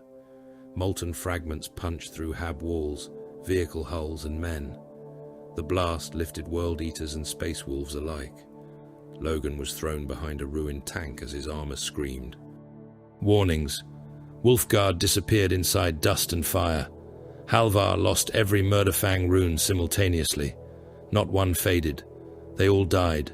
Reactor feed, motive systems, optics, sarcophagus, nothing. The Iron Priest stared at the blank telemetry. For decades he had repaired the beast, restrained him, frozen him, awakened him, and wondered what kind of death could finally hold him. Now he knew. Halvar lowered his head. "Brother," he said quietly. Then the sky screamed. The warp breach above Hive Skeld twisted violently as the Lord of Skulls died. The crimson wound narrowed for one impossible moment. Then something on the other side forced its way through. Wings tore into reality. A vast horned head emerged beneath the blood-red storm. The Bloodthirster crossed with a roar that shook the hive to its foundations. Hrothgar Stormeye staggered as psychic pressure hammered through him. "The anchor is gone," he gasped. Logan looked upward. "Then why is it here?" "Because the death fed it enough." The greater demon descended through the torn sky. Below it, the wreckage of the Lord of Skulls burned across the basin. Halvar's display remained dead. Then something moved inside the fire. A brass plate shifted. A broken track assembly lifted. One claw appeared through the wreckage. Murderfang pulled himself upright. Half his armor was gone. One shoulder hung crooked. Flames burned across his chassis. His optics flickered once, then burned red. Above him, the Bloodthirster roared. Murderfang raised both Murderclaws and answered. The Bloodthirster did not descend upon Hive Skeld like an animal dropping from the sky. It arrived like a law of nature replacing another law. The crimson wound above the Manufactorum Basin convulsed around it, clouds of blood-colored vapor bending toward vast wings, whose membranes seemed stitched from darkness and furnace light. Horns swept back from a skull that was almost, but never entirely, bestial. Armor of blackened brass covered portions of its immense frame, while other regions remained exposed as corded muscle, hide and scar tissue slick with warp-borne blood. In one claw, it carried an axe large enough to bisect a battle tank. Each beat of its wings hurled ash, dust, and fragments of burning bodies outward in storms. Men who had stood beneath orbital bombardment lost control of their bowels when they saw it. Some guardsmen fired immediately because training was all that remained between them and madness. Others dropped laser guns and ran. Bloodletters howled in exultation. Fleshhounds threw back their heads and answered. World Eaters lifted chain axes toward the demon and roared praises through vox grills already wet with blood. The air changed around the creature. It became hotter, metallic, thick with the taste of iron, until every breath seemed drawn through a mouthful of coins and gore. The greater demon struck the ground hard enough to crack the basin floor, spread its wings among the fires, and roared. The sound rolled across Hive Skeld, through ferrocrete, through armor, through bone. Men died without being touched, because their hearts simply stopped. Murderfang stood in the burning wreckage of the Lord of Skulls, and heard nothing else. His condition should have ended the matter. The right shoulder assembly hung out of alignment. Much of the protective plating around the sarcophagus had been stripped away, leaving scarred inner armor and damaged cabling exposed to the ash-filled air. One Murderclaw still functioned with full power field integrity. The other flickered around its talons in uneven blue-white pulses, emitter nodes damaged by the 8-bound and the destruction of the demon engine. His storm bolter remained empty. The heavy flamer held only the last of its promethium.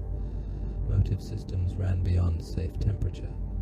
Warning runes filled every surviving diagnostic layer within the ancient chassis. Had a sane warrior inhabited the sarcophagus, he would have understood that continuing offensive action bordered upon suicide. Had an honored ancient of another chapter stood in his place, the Dreadnought might have withdrawn behind the battle line and demanded an Iron Priest's attention. Murderfang possessed neither sanity nor the instincts of preservation. The Bloodthirster roared again, his damaged optics fixed upon it. Every other threat vanished from his world. Halvar Ironbrand saw the targeting lock establish and swore in, Fenrisian. Great Wolf, he is going. Logan Grimnar turned from the surviving wolf guard around him and saw Murderfang step down from the wreckage. Stop him. Halvar activated the emergency motive lock codes built into the repaired systems after Omnicide. For a fraction of a heartbeat, Murderfang's left leg froze. The Dreadnought lurched. His reactor output surged. Something inside the motive assembly screamed through the telemetry. Then the lock failed. Again, Logan ordered. Halvar transmitted a second sequence, while Iron Priest attendants fired restraint anchors from portable launchers. Adamantine cables struck Murderfang's rear armor and locked around one leg. He dragged the first team from its feet. The second anchor bit into ferrocrete behind him. Murderfang pulled until the cable snapped. One recoiling length tore through a servitor from shoulder to hip, opening the machine thrall in a spray of blood, implants, and shattered rib. Halvar stared at the dead restraint rune.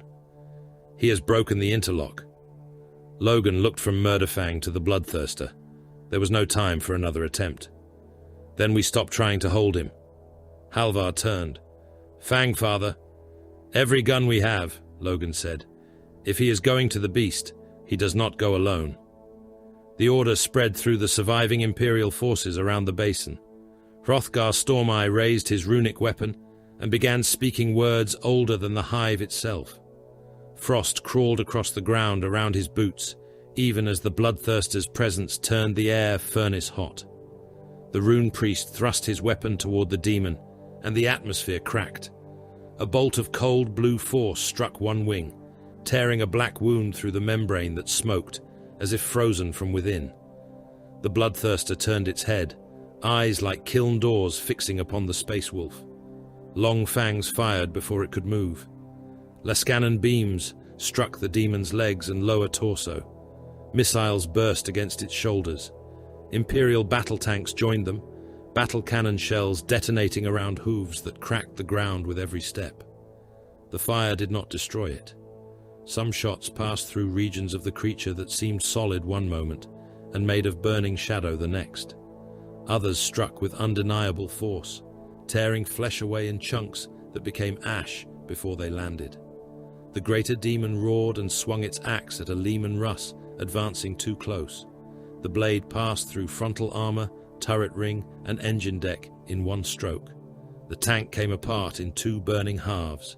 Men sheltering behind it were crushed beneath the severed turret and drowned in fuel before the flames reached them. Wolfguard moved against the bloodletters, gathering around their master. Storm bolters hammered red demons apart at close range. Power fists crushed brass blades and skulls. Grey hunters fired from the flanks, refusing to become fixed in a melee the demons wanted. Farther back, mortal artillery began landing around the greater demon in a tightening pattern. Earthshaker rounds struck surrounding avenues and transit ramps, not to kill the Bloodthirster directly, but to isolate it from the mass of World Eaters and Neverborn converging upon the basin. Hundreds of guardsmen died beneath return fire while carrying out that simple order. Some gun lines disappeared beneath bloodletters before their next volley. Others stood until their barrels overheated. The battlefield bent toward the greater demon as iron filings turned toward a magnet, every surviving warrior instinctively understanding that the immense creature had become the center of the war. Murderfang reached it first. He charged through the edge of an artillery crater, stumbled on the damaged leg, and recovered without losing speed. The Bloodthirster saw him, its lips peeled back from teeth too large for any mortal mouth. The axe rose. Murderfang struck low. The demon struck lower. The axe caught the Dreadnought across the chest before the Murderclaws reached flesh. The blow tore through Ceramite and threw Murderfang across the basin. He hit the ground on one shoulder, rolled through a mound of corpses, and smashed into the wreck of a predator hard enough to bend the traitor tank around him. His damaged right arm struck first. Halvar's telemetry flared with structural failures. "Shoulder assembly nearly gone," the Iron Priest said. "Sarcophagus armor breached along the upper plate." Logan watched Murderfang lie still inside the wreckage. "Wait." The Bloodthirster turned toward the Space Wolves. Metal screamed behind it. Murderfang stood. The greater demon looked back. Murderfang charged again. This time he approached from the damaged side, using wreckage between himself and the axe. The Bloodthirster stepped over a burning rhino and swung downward. Murderfang changed direction at the last instant. The axe buried itself in the roadway, splitting ferrocrete and the bodies lying across it. Murderfang reached the daemon's leg and drove the functioning Murderclaw into the thigh. Flesh opened beneath the power field. Blood came out in a torrent hot enough to steam against Murderfang's armor. The greater demon kicked him away. Murderfang flew several body lengths and landed hard. Before the Bloodthirster could wrench its axe free, he was moving again. The third impact nearly destroyed him. The demon caught Murderfang with the haft rather than the blade, striking the already ruined shoulder. The entire arm assembly shifted. Metal tore. The right Murderclaw hung by damaged actuators and cable bundles. Murderfang hit the ground, one claw gouging through corpses as he tried to arrest the slide. World Eaters watching from the surrounding streets roared approval. Garvek's Skullrender stood among them, face clenched beneath the agony of the nails, and watched the wolf engine rise again. For the first time, his desire to kill Murderfang contained something other than rage. Recognition, perhaps. The Dreadnought was ruin animated by fury, identity consumed until nothing remained except the response to pain. Garvek knew that existence. He hated the beast for reflecting it without devotion. "Again," he growled, though no one could tell whether he spoke to Murderfang or the demon. Murderfang went again. The Bloodthirster swung the axe. Murderfang did not evade. He went inside the weapon's reach. The blade passed behind him and tore away part of the already ruined rear plating instead of striking the sarcophagus. Murderfang hit the daemon chest first. His functioning left Murderclaw snapped around the Bloodthirster's weapon forearm. The damaged right claw drove into the demon's torso beneath the ribs. Its power field sputtered but bit. Flesh split around the talons. The Bloodthirster bellowed and lifted Murderfang from the ground. The Dreadnought hung from the demon's arm and torso, feet kicking uselessly above the shattered roadway. His own weight pulled at damaged shoulders. Warning signals became continuous tones inside Halvar's display. The greater demon shook him once. Murderfang's right arm nearly tore free. He tightened both claws. The left crushed deeper around the weapon arm. The right pushed farther into the demon's abdomen. Then Murderfang's heavy flamer ignited. The last promethium left the reservoir in one sustained burst directly into the Bloodthirster's body. Fire disappeared into the wound beneath its ribs. The demon's flesh blackened around the stream, then split as promethium burned inside the material shell that the warp had forced upon reality. The Bloodthirster roared and struck Murderfang with its free claw. Talons ripped across the sarcophagus housing. Ceramite peeled away. One talon punched into the outer life support casing before scraping free in a shower of sparks. Murderfang still did not release it. What followed had nothing resembling swordsmanship. The two creatures mauled each other. The Bloodthirster smashed Murderfang against the ground, dragged him through broken masonry, and tried to rip him from its arm. Murderfang tore at whatever his claws could reach. Demon flesh came away in fist-sized strips. Brass armor buckled. One claw gouged through the side of the Bloodthirster's torso and emerged trailing black-red organs that writhed independently before dissolving into smoke. The demon drove a knee into Murderfang's chest and caved in more armor. Murderfang answered by closing the left Murderclaw until something inside the greater demon's forearm broke with a sound like a tree splitting in winter. Blood flooded over the Dreadnought. Warp fire crawled across his chassis. Cables burned. Ceramite cracked. Still, the machine kept moving. "His sarcophagus is exposed," Halvar said. Logan was already running. The Wolf Guard went with him. They hit the Bloodthirster's flank, while Murderfang remained locked to it. Storm bolt of fire struck the demon's head and wings. One Wolfguard warrior drove a thunderhammer into its knee. The blow would have flattened a battle tank's armor. The greater demon staggered half a pace. Its free claw swept outward and caught the Terminator across the torso, hurling him away with armor broken open and blood pouring from the seams. Logan came from the opposite side.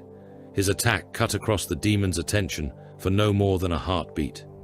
That heartbeat was enough. Murderfang pulled. The Bloodthirster's weapon arm moved out of line. The axe slipped from its grip and struck the ground. Murderfang released the damaged right claw, reared back as far as the failing shoulder allowed, and drove it forward beneath the demon's upper chest. The Murderclaw punched through. Its field failed at the moment of impact. The blades remained inside. Murderfang forced them deeper by raw actuator strength. The Bloodthirster's roar changed. The sound became less physical, more distant, as if something on the far side of reality had suddenly begun dragging the demon backward. Cracks of red light appeared across its flesh. The wings flickered between substance and smoke. Hrothgar saw the material form weakening and drove another surge of runic power into it. Frost exploded across one shoulder. Long fangs fired again. The Bloodthirster twisted toward them. Murderfang tore upward. The embedded claw opened the torso from within. Warp-born organs spilled out in burning ropes. The demon struck him again, but the blow lacked its earlier force. Murderfang released the weapon arm, seized the open chest with both claws, and pulled. The greater demon began coming apart. Murderfang did not understand banishment. He did not know that the Bloodthirster's grip upon the material world had failed. He knew only that it still moved. He struck. The first blow tore away part of the sternum. The second removed the lower jaw. The third passed through a body already becoming smoke and fire. The Bloodthirster screamed as reality rejected it. Its blood fell upward. Its wings disintegrated into storms of embers. The enormous body collapsed inward around Murderfang's claws, while the howl of the warp rose across the basin. Murderfang attacked the dissolving remains again, and again. The Bloodthirster's final roar overlapped with his own, until no mortal ear could separate demon from Dreadnought. Then the greater demon was gone. The crimson breach above Hive Skeld contracted. Demons across the basin shrieked as their forms flickered. For one impossible moment, the battlefield became almost quiet. Murderfang stood where the Bloodthirster had died. His heavy flamer clicked empty. One Murderclaw hung crooked. Blood and warp residue steamed across the exposed machinery of his chest. His vox continued growling. Halvar watched the targeting stream. No hostile contacts remained close enough. Murderfang's head turned. His optics passed over the smoking ground, over the dead, over the space wolves, then over the Imperial infantry emerging from cover. One claw opened, closed, opened again. Logan saw it. He had feared this moment since Omnicide. Murderfang had survived demon engines, Eightbound, the Lord of Skulls, and a Bloodthirster. Now the greatest danger on the battlefield was not that something might kill him. It was that there was nothing left nearby for him to kill except them. The war was ending around Murderfang, and he did not understand what that meant. Across the Manufactorum Basin, blood letters flickered out of existence in bursts of cinder and greasy smoke, as the wounded veil between worlds began dragging them back into the Immaterium. Flesh hounds vanished while still worrying corpses. Brass juggernauts collapsed into cooling metal and demon ash. The surviving World Eaters were no longer an army in any meaningful sense. Their command structure had been shattered, their Lord of Skulls destroyed, the Bloodthirster banished, and the great red wound above Hive Skeld, contracting beneath a sky still poisoned by smoke and orbital fire. Some traitors continued attacking because the Butcher's nails allowed no other answer to defeat.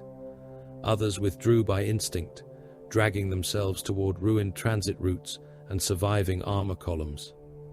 Imperial formations advanced with the caution of men who had seen victory become catastrophe too many times already. Guns that had fired without pause for days began falling silent. Vox channels filled with casualty reports, requests for medici evacuation, and the first uncertain declarations that enemy resistance was collapsing. None of those signals mattered to Murderfang. His damaged optics searched through drifting ash for movement. His target systems found a wounded berserker crawling between two wrecked vehicles. The Dreadnought turned immediately. The World Eater had lost both legs below the knees and one arm above the elbow. He dragged himself through blood with the remaining hand, leaving a thick red trail across the broken ferrocrete. His chain axe lay several paces ahead, teeth still turning weakly because the motor had jammed against fragments of armor. Murderfang crossed the distance before the warrior reached it. The berserker looked up through a cracked helm and laughed. "Come then, wolf." Murderfang's foot descended. Ceramite burst. The traitor's torso collapsed beneath the weight until ribs, organs, and shattered armor were pressed into the roadway together. The Dreadnought lifted his foot only after the body had stopped moving. His head turned toward the next hostile signal. A crippled demon engine lay half-buried beneath a collapsed overpass, its reactor failing, one claw twitching without purpose. Murderfang went to it. The thing tried to raise its weapon. He tore the arm off at the joint, reached into the open torso, and pulled until bound flesh, cable, and blackened machinery came away in ropes. The demon engine stopped moving. Murderfang struck it again. Halvar Ironbrand watched through failing telemetry from behind the advancing Space Wolf line. The Iron Priest had ceased announcing damage warnings because the list had become meaningless. Murderfang's right shoulder assembly was partially displaced. One Murderclaw showed intermittent power field failure. The sarcophagus armor had been breached in several places. Cooling systems were running at barely functional capacity. Internal pressure fluctuated every time the Dreadnought moved. None of it restrained him. "He is searching farther now," Halvar said. Logan Grimnar stood beside him, looking across the basin through the smoke. "For enemies. For anything his systems can still name as an enemy." Halvar watched Murderfang turn toward a distant bolt gun discharge and begin moving again. "The distinction is narrowing." Logan said nothing. Garvek's skull render had survived everything that should have killed him. A Lascanon had burned through one pauldron during the collapse of the Western Command Line. A fragment of brass armor from the Lord of Skulls had torn open his thigh. Shrapnel from an artillery strike remained buried beneath his breastplate. Blood filled one boot. The Butcher's nails made every wound bright and intimate. They gnawed behind his eyes, hammered through his skull, and transformed exhaustion into fury. Around him stood what remained of his chosen warriors, fewer than a score of berserkers, and two blood-soaked 8-bound, whose armor had been cracked open in half a dozen places. Behind them, the army that had come to turn Varghast into an altar was breaking into isolated knots of violence. One of the berserkers pointed toward the eastern ruins. "The paths remain open. We can reach the transports." Garvek turned slowly. The warrior had enough sense to regret speaking before the nails allowed him to regret anything else. "Transports?" Garvek asked. "The war is lost," the berserker growled. "This field is spent." For several heartbeats, Garvek merely stared at him. Then he laughed, low at first, then hard enough that blood spilled from between his teeth. "Lost?" He stepped closer. "The blood god has taken billions. The sky split. His demons walked. You call that lost because you still possess a pulse?" The warrior tightened his grip upon his chain axe. Garvek leaned forward until their helmets almost touched. There is one skull left that matters. He turned toward Murderfang. The Dreadnought stood in the distance beside the ruined demon engine, half his armor blackened, one claw hanging lower than the other. He looked less like a war machine than a corpse that had forgotten to stop killing. Garvek felt the nails bite deeper. That one. The remaining berserkers followed him. Logan saw them before Murderfang did. World Eaters emerged from smoke and wreckage in a loose wedge.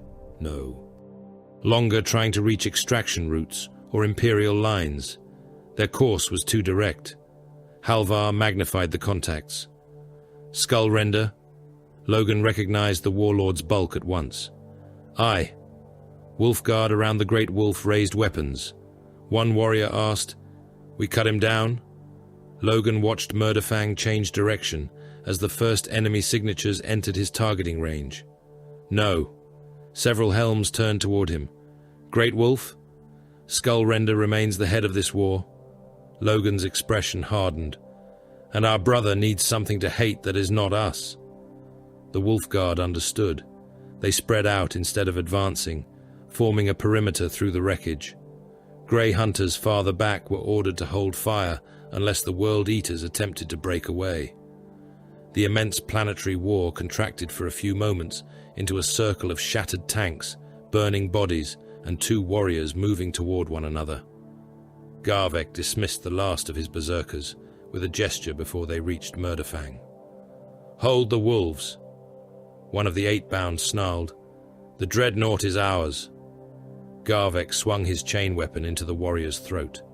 The teeth bit beneath the gorget and tore through flesh before the possessed legionary understood that he had been attacked. Blood erupted across Garvek's arm. He ripped the weapon free and kicked the dying warrior aside. "Mine!" Murderfang charged. Garvek moved before the claws closed. He had watched the Dreadnought fight.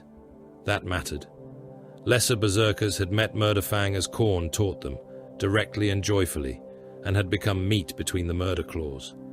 Garvek possessed the same nails, the same rage, but centuries of war had not entirely burned strategy from him. He stepped onto the hull of an overturned chimera and leapt as Murderfang's right claw swept through the space where he had been. The claws struck the transport instead and peeled a section of armor away. Garvek landed on the Dreadnought's damaged flank, chain weapons screaming against exposed cabling. He struck once, severing a conduit, then jumped clear before Murderfang could turn. The Dreadnought followed. Garvek used wreckage as barriers. Murderfang smashed through them. A broken rhino became cover for a heartbeat. Murderfang tore it aside. A crater forced the Dreadnought to alter course. Garvek crossed the rim and struck the damaged knee as Murderfang climbed after him. Chain teeth bit into the actuator housing. Metal screamed. Murderfang's leg buckled. "Good," Garvek snarled. Murderfang's claw came down. Garvek rolled beneath it. The blow shattered the ground and sprayed him with stone fragments. He came up inside the Dreadnought's reach and drove his weapon into the damaged shoulder.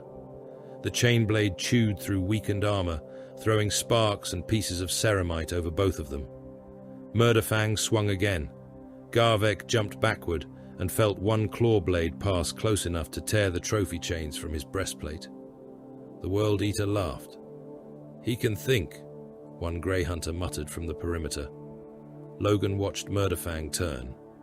"No," the Great Wolf said. "He can hunt." The difference became visible over the next exchanges.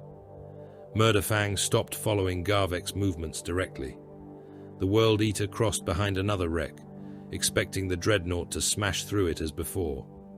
Murderfang did not. He turned the other way. Garvek emerged and found the Murderclaw already coming toward him. He barely escaped. The claw caught his left pauldron and tore the entire armor plate away, taking skin and part of the underlying musculature with it. Garvek hit the ground, rolled and came up laughing despite blood pouring down his arm. The nails sang through his skull. Murderfang had anticipated the path. Not reasoned, not planned. Anticipated, as a predator learns where prey will flee before the prey knows itself. Somewhere inside the sarcophagus was still an Astartes. That did not make Murderfang less monstrous.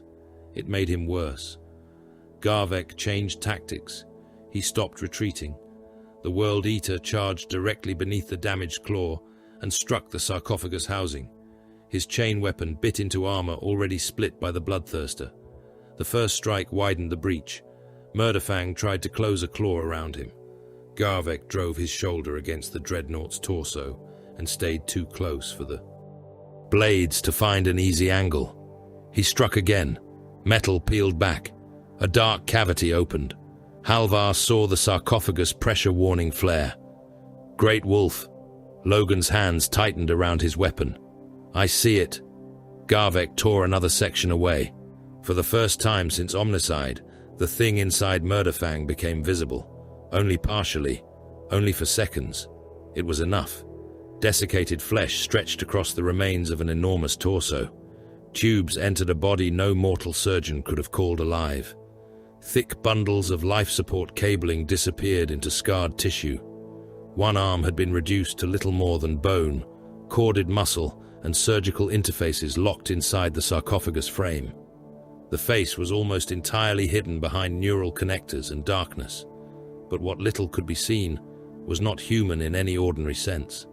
Skin had drawn tight over distorted bone. Teeth showed behind lips pulled back from the jaw. Coarse grey-black hair clung to parts of the ruined head. Something moved within the shadow. Garvek stared into it. A son of Russ, he snarled. Look what remains of you. There was no recognition in return. No name. No answer. Murderfang convulsed. Garvek's weapon rose for another strike. The left Murderclaw caught his arm. The blades closed around the forearm below the elbow. Garvek roared and tried to pull free. Murderfang crushed. Power armor folded inward. Bone broke inside it. The chain weapon dropped from fingers that no longer obeyed. Murderfang tightened until the entire limb became a mangled cylinder of ceramite, meat, and fragmented bone. Garvek screamed praise to Khorne. Murderfang threw him into a wrecked tank. The World Eater struck side armor hard enough to dent it. His spine should have broken. Perhaps it did. He fell, tried to rise, and managed to reach one knee. Murderfang crossed the distance. Garvek drew a combat blade with his surviving hand and drove it into the Dreadnought's leg. The Murderclaw hit him across the chest. Armor broke. Garvek slammed into the tank again. He slid downward, leaving a broad smear of blood. Still he moved. Still the nails demanded. He spat red saliva and laughed. Blood for... Murderfang struck. The blow drove Garvek into the side of the tank so deeply that the armor buckled around his body. The World Eater's surviving arm twitched. Murderfang struck again. The breastplate collapsed. Ribs tore through organs. Blood erupted from the gorget and leg seals. Garvek's head lifted once. Murderfang struck a third time. The helmet split. The fourth blow drove broken ceramite through what remained beneath it. The fifth was unnecessary. So was the sixth. By the time Murderfang stopped, Garvek's skull render was no longer sitting against the tank. He had been crushed into it. Armor, shattered bones, organs and fragments of skull filled the indentation in the hull. One eye remained visible for a moment beneath a broken section of helm before blood covered it. Garvek died without learning Murderfang's name. Murderfang killed him without remembering it.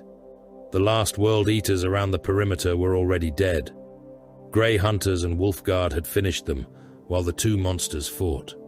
No organized enemy remained within immediate range. Murderfang stood before Garvek's ruin. His claw opened, closed. His optics moved. Halvar saw hostile runes disappear one by one from the Dreadnought's targeting feed. Then the feed found new shapes. Grey Hunters, Wolfguard, Imperial soldiers beyond them. Weapons, heat, movement. Murderfang turned. Every bolter on the perimeter rose. Storm shields locked. A long Fang farther back shifted a Lascannon toward the Dreadnought before his pack leader snarled at him to hold. Halvar opened the Iron Priest channel. Hellfrost teams forward. Slow movement. Do not fire until ordered. The specialists began advancing through the wreckage. Murderfang took one step toward the space wolves, then another. His damaged leg dragged slightly now. Every movement produced a grinding sound from the ruined actuator. Blood and pieces of Garvek still clung to the Murderclaws. One grey hunter whispered, "Russ, preserve us." Logan walked through the line. "Great Wolf," Halvar warned. Logan kept moving. "Fang, father, do not." The Great Wolf stopped in the open. Murderfang saw him. The Dreadnought changed direction. Grey hunters tightened their grips on bolt guns. "Hold," Logan ordered. Murderfang advanced. "Great Wolf, I said hold." The Dreadnought came closer. Logan remembered black snow on Omnicide, a nameless machine dragging itself through Hellfrost with one claw, trying to reach him long after any sane warrior would have surrendered to the cold. Nothing had changed. Perhaps nothing ever would. Murderfang stopped several paces away. His Vox grill growled. Logan looked into the broken sarcophagus armor, where darkness concealed what remained of the warrior. "Brother," he said. The growl deepened. "You are a son of Russ." Murderfang stepped closer. "No chain held you." Another step. "No demon broke you." The Murderclaw opened. Logan did not move. Around them, space wolves stood with weapons trained upon one of their own. "Remember that much," Logan said. "If nothing else remains in you, remember Russ." Murderfang raised the claw. The talons climbed above Logan's head, high enough to tear the Great Wolf in half. Logan stared up at the ancient beast and did not retreat. The Murderclaw did not fall. It hung above Logan Grimnar, with its talons open, each blade wet with the remains of Garvek's skull render, each damaged power field emitter flickering around the metal in pale, unstable arcs. Murderfang's ruined chassis shook with the effort of remaining upright. One shoulder sagged lower than the other. Blood, oil, and strips of burnt demon flesh clung to his armor. Exposed cables sparked beneath plates torn away by the Bloodthirster and the Lord of Skulls. The broken optical housing burned red through drifting smoke, fixed upon the Great Wolf standing beneath the raised claw. Around them, every surviving space wolf held his weapon ready. Grey hunters sighted along bolt guns. Wolfguard braced behind storm shields. Long Fang's farther back rested fingers beside firing studs. Iron Priest Halvar Ironbrand stood near the Hellfrost teams, with one hand already lifted to give the command. No one breathed easily.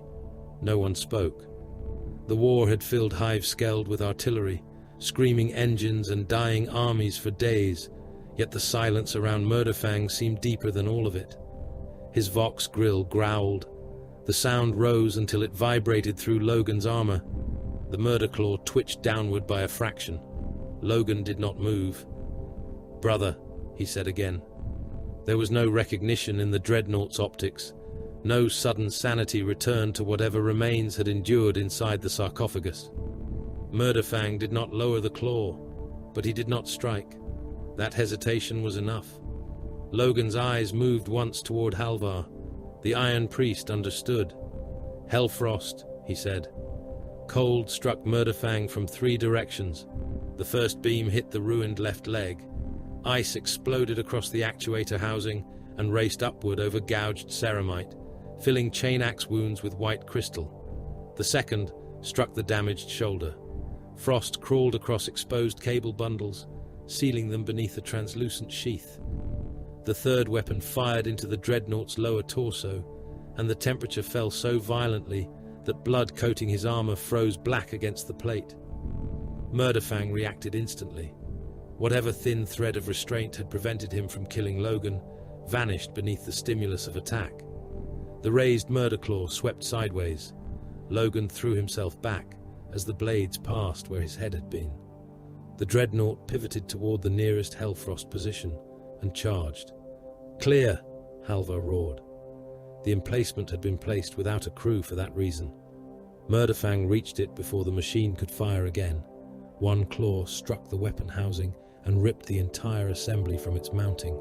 He smashed it into the road, then struck the wreck twice more until coolant cylinders burst beneath him and spread another wave of freezing vapor around his legs. The damaged right foot began to seize. Murderfang forced it forward anyway. A second Hellfrost beam struck him from behind. Ice formed across the knee. Murderfang turned toward the new threat. His frozen leg did not. The actuator tore against the ice with a shriek of tortured metal. Internal servos overloaded. The entire chassis lurched, but he did not fall. He dragged the leg instead, ploughing a furrow through the blood-soaked roadway as he advanced toward the next emplacement. The weapon fired. Again. Frost covered the right Murderclaw from wrist housing to talon. More, Halvar ordered. His reactor is spiking, one Iron Priest warned. I see it. Within the ancient chassis, motive systems fought the cold. Reactor heat surged through channels never intended to operate under such extremes. Steam exploded from armor seams. Ice cracked, melted and reformed. Murderfang pulled one claw free of the frost and drove it into the roadway, hauling himself forward by brute force as he had on Omnicide decades before. The claws carved through ferrocrete. Stone curled upward beneath the talons. His frozen leg remained behind him, but the rest of the Dreadnought dragged itself another pace. Logan watched without satisfaction. He remembered black mountains beneath volcanic snow. He remembered a nameless war machine buried in a collapsed refinery, pulling itself toward him while Hellfrost consumed its armor. Decades had passed. Murderfang had fought worlds away. He had been sealed beneath the Fang, awakened, chained, released and frozen again. Nothing essential had changed. No defeat taught him restraint. No victory brought peace. The Hellfrost teams fired together. Ice engulfed Murderfang's lower body. The Dreadnought howled. It was the same sound Logan had heard on Omnicide. Not words, not even something that could be mistaken for language. It was a predator's rage forced through ancient vox systems, an animal cry distorted by machine resonance until it sounded vast enough to belong to the mountains of Fenris themselves. The howl rose above the artillery, still firing in distant districts. It rolled over the wreckage of the basin and across soldiers who had seen Murderfang tear apart demon engines and stand against a greater demon. Some guardsmen turned at the sound. Others lowered their heads. Murderfang pulled again. The claw embedded in the roadway gouged a trench several body lengths long. His shoulder actuator ruptured. The limb dropped halfway. He forced it up again. Halvar watched the reactor readings climb toward catastrophic failure. If he keeps fighting the lock, he will tear himself apart. Logan did not look away. Then freeze him faster. The Iron Priests obeyed. Cold swallowed the sarcophagus. Murderfang's movements became smaller. The claw scraped forward by a handspan. The damaged leg twitched. His torso twisted against ice thick enough to hold armored vehicles in place. The Vox howl became fractured static. One optical lens dimmed. The other remained fixed upon Logan. The great wolf stepped closer. Halvar began to object, but Logan lifted a hand. Murderfang tried to raise the claw again. It rose only slightly. Ice filled the joint. The talons stopped. The final growl faded. Frost spread over the remaining optical lens. The red light vanished. Murderfang froze standing. He did not kneel. He did not collapse. He remained upright amid the ruins of Hive Skeld. Both claws locked before him, one sunk into the scarred roadway, as if even imprisonment were only another moment in an unfinished charge. Around him lay the evidence of what had been required to stop him and what he had been required to stop. Berserkers were piled among wrecked tanks. The broken bodies of Eightbound lay burned and crushed beneath collapsed walls. Demon engines remained as twisted skeletons of metal where their bound entities had been torn back into the warp.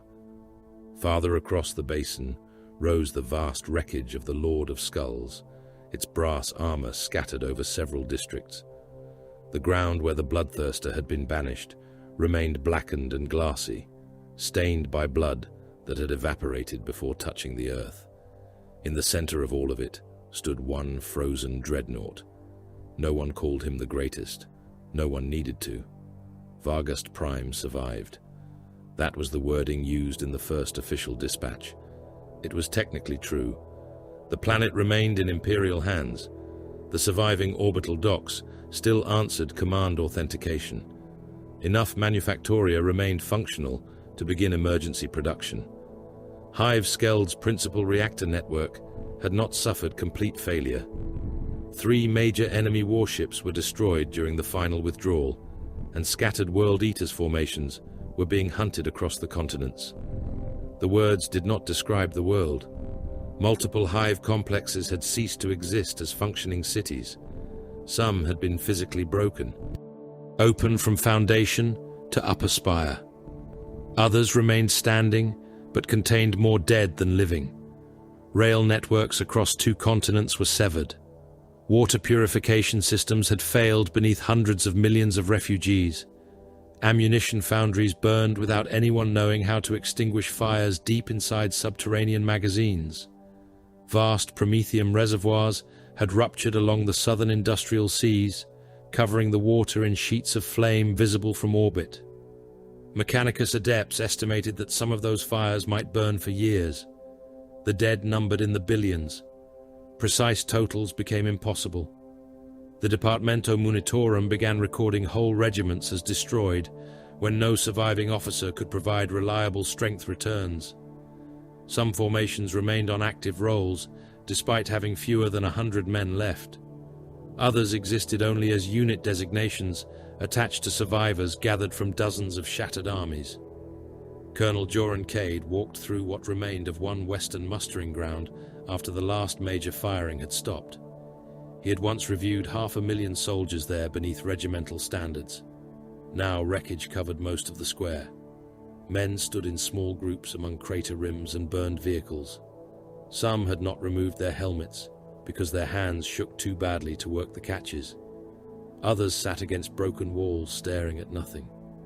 Medici teams moved between them, choosing which wounded might survive transport and which would receive morphia and a priest. There was no cheering. A Ministorum preacher stood atop the wreck of an artillery tractor and proclaimed deliverance in the Emperor's name. His voice carried through amplified speakers. The arch-enemy is broken. The servants of the blood god are cast down. Give praise unto the master of mankind. Below him, recovery crews stacked bodies. Cade watched 2 soldiers lift a dead guardsman by the shoulders, while another took the legs. The corpse had no face. A numbered tag hung from the uniform. Major Holt stood beside the colonel with one arm in a sling. They say the Western Front is secure. Cade looked toward the horizon, where Hive Skeld still burned. Then we have finally found the imperial definition of secure. Holt gave a tired sound that might once have been laughter. Neither man smiled. The Space Wolves counted their losses differently. No casualty servitor read their dead aloud as figures. Names were spoken. Wolf priests moved among the fallen, identifying brothers where armor, heraldry, and gene markers allowed it. Weapons were taken from dead hands. Chapter relics were recovered from bodies burned almost beyond recognition. Broken armor was marked for the Iron Priests. Gene seed was gathered where it could still be taken.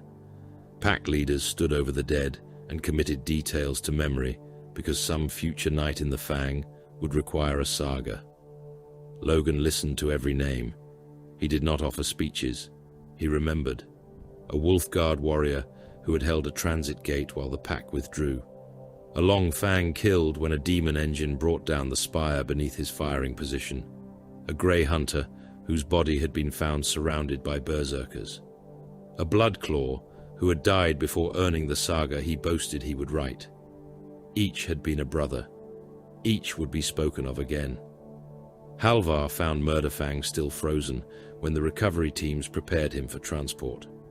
The Iron Priest stood alone before the Dreadnought for several minutes. Thick frost covered the armor, but enough remained visible beneath it to show what Varghast had done. The repaired flank plate was gone. The shoulder assembly had been rebuilt and ruined again. Deep burns marked the sarcophagus. One Murderclaw was misaligned, and several field emitters had failed entirely. Demon blood had frozen into the armor in dark streaks. Halvar placed one gauntleted hand against the ice. The thing inside had saved lives measured in billions. There was no reason to believe he understood that. Murderfang had not defended civilians. He had not fought for the honor of the chapter in any manner recognizable to sane warriors. He had not chosen Varghast over Khorne. He had killed what was placed before him until the thing before him was a bloodthirster. Halvar found the contradiction impossible to resolve. Murderfang was a son of Russ. Murderfang was an honored Dreadnought. Murderfang was a victim of the Canis Helix. Murderfang was a beast that had to be imprisoned when there was nothing left to kill. All were true. None made the others less true. Logan approached from behind. Will he survive transport? Halvar kept his hand against the ice. Aye. And repair? The Iron Priest looked at the ruined chassis. Some things.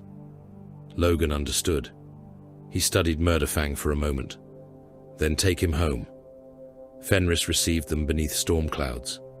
The Fang rose above the ice like a mountain carved into a fortress, its halls filled with the cold smell of stone, smoke, and old metal. Murderfang descended beneath it once more. The vault had been prepared before the fleet arrived. Iron Priests repaired only what war required them to repair. Armor was restored where protection mattered, but scars were not polished away merely for appearance. The gouges left by demon claws remained. The burns from the Bloodthirster remained. The distorted shoulder plate was replaced with new ceramite, yet sections of old damage were left visible beneath the chapter markings. The Murderclaws received greater attention. Each blade was removed, cleaned, examined, and reconsecrated. Damaged power field emitters were replaced. Broken couplings were reforged. The claws were returned to full function, because if Murderfang ever awakened again, nothing less would restrain what he expected of them. The Storm Bolter received fresh ammunition. Promethium reservoirs were filled. Reactor systems were serviced. Every preparation assumed another war. When the work ended, Murderfang was returned to the cold chamber. Hellfrost generators activated. Ice gathered first around his feet, then climbed the legs. It covered repaired armor and old scars alike. Frost sealed the sarcophagus. It filled the spaces around the claws. Layer after layer accumulated until Murderfang became a dark shape behind a wall of ancient cold. The final blast door closed. Warning runes illuminated along the corridor. Locks engaged one after another. The Fang grew quiet. No one knew whether Murderfang dreamed. No one knew whether he remembered Omnicide, Varghast Prime, the Bloodthirster, or the face of Logan Grimnar standing beneath his raised claw. No one knew whether enough of the warrior remained within the sarcophagus to remember Fenris. Perhaps there was nothing but rage. Perhaps there was a name buried somewhere beneath it. The Imperium would never lack enemies long enough to discover the answer. Beyond Fenris, the galaxy burned. Astropaths screamed warnings through the warp. Warships crossed the void toward worlds whose populations did not yet know they were condemned. Hive cities raised new regiments. Forge worlds stamped new shells. Chapters of the Adeptus Astartes answered distress calls that arrived too late. Somewhere, another world was already dying. Somewhere, something ancient and terrible had begun its approach. Deep beneath the Fang, the Hellfrost generators continued their endless hum. Murderfang stood motionless behind the ice. For a long time, nothing changed. Then a hairline fracture appeared across the frost, covering one Murderclaw. Thank you, brothers, for watching tonight's Hammer lore video. I hope you guys enjoyed the lore on Murderfang. As always, before we get going, be sure to like and comment any videos and topics you want to see, and be sure to subscribe for the Emperor. Brothers, the Emperor demands you ready for battle. Reinforce your war gear at lorehammer.store with fresh grimdark apparel, accessories, and collectibles worthy of any loyal servant of the Imperium or agent of chaos. New collections emerge from the warp regularly, with new designs constantly joining the armory. The Emperor protects. Lorehammer provides the gear. Gear up and join the crusade at Lorehammer.store.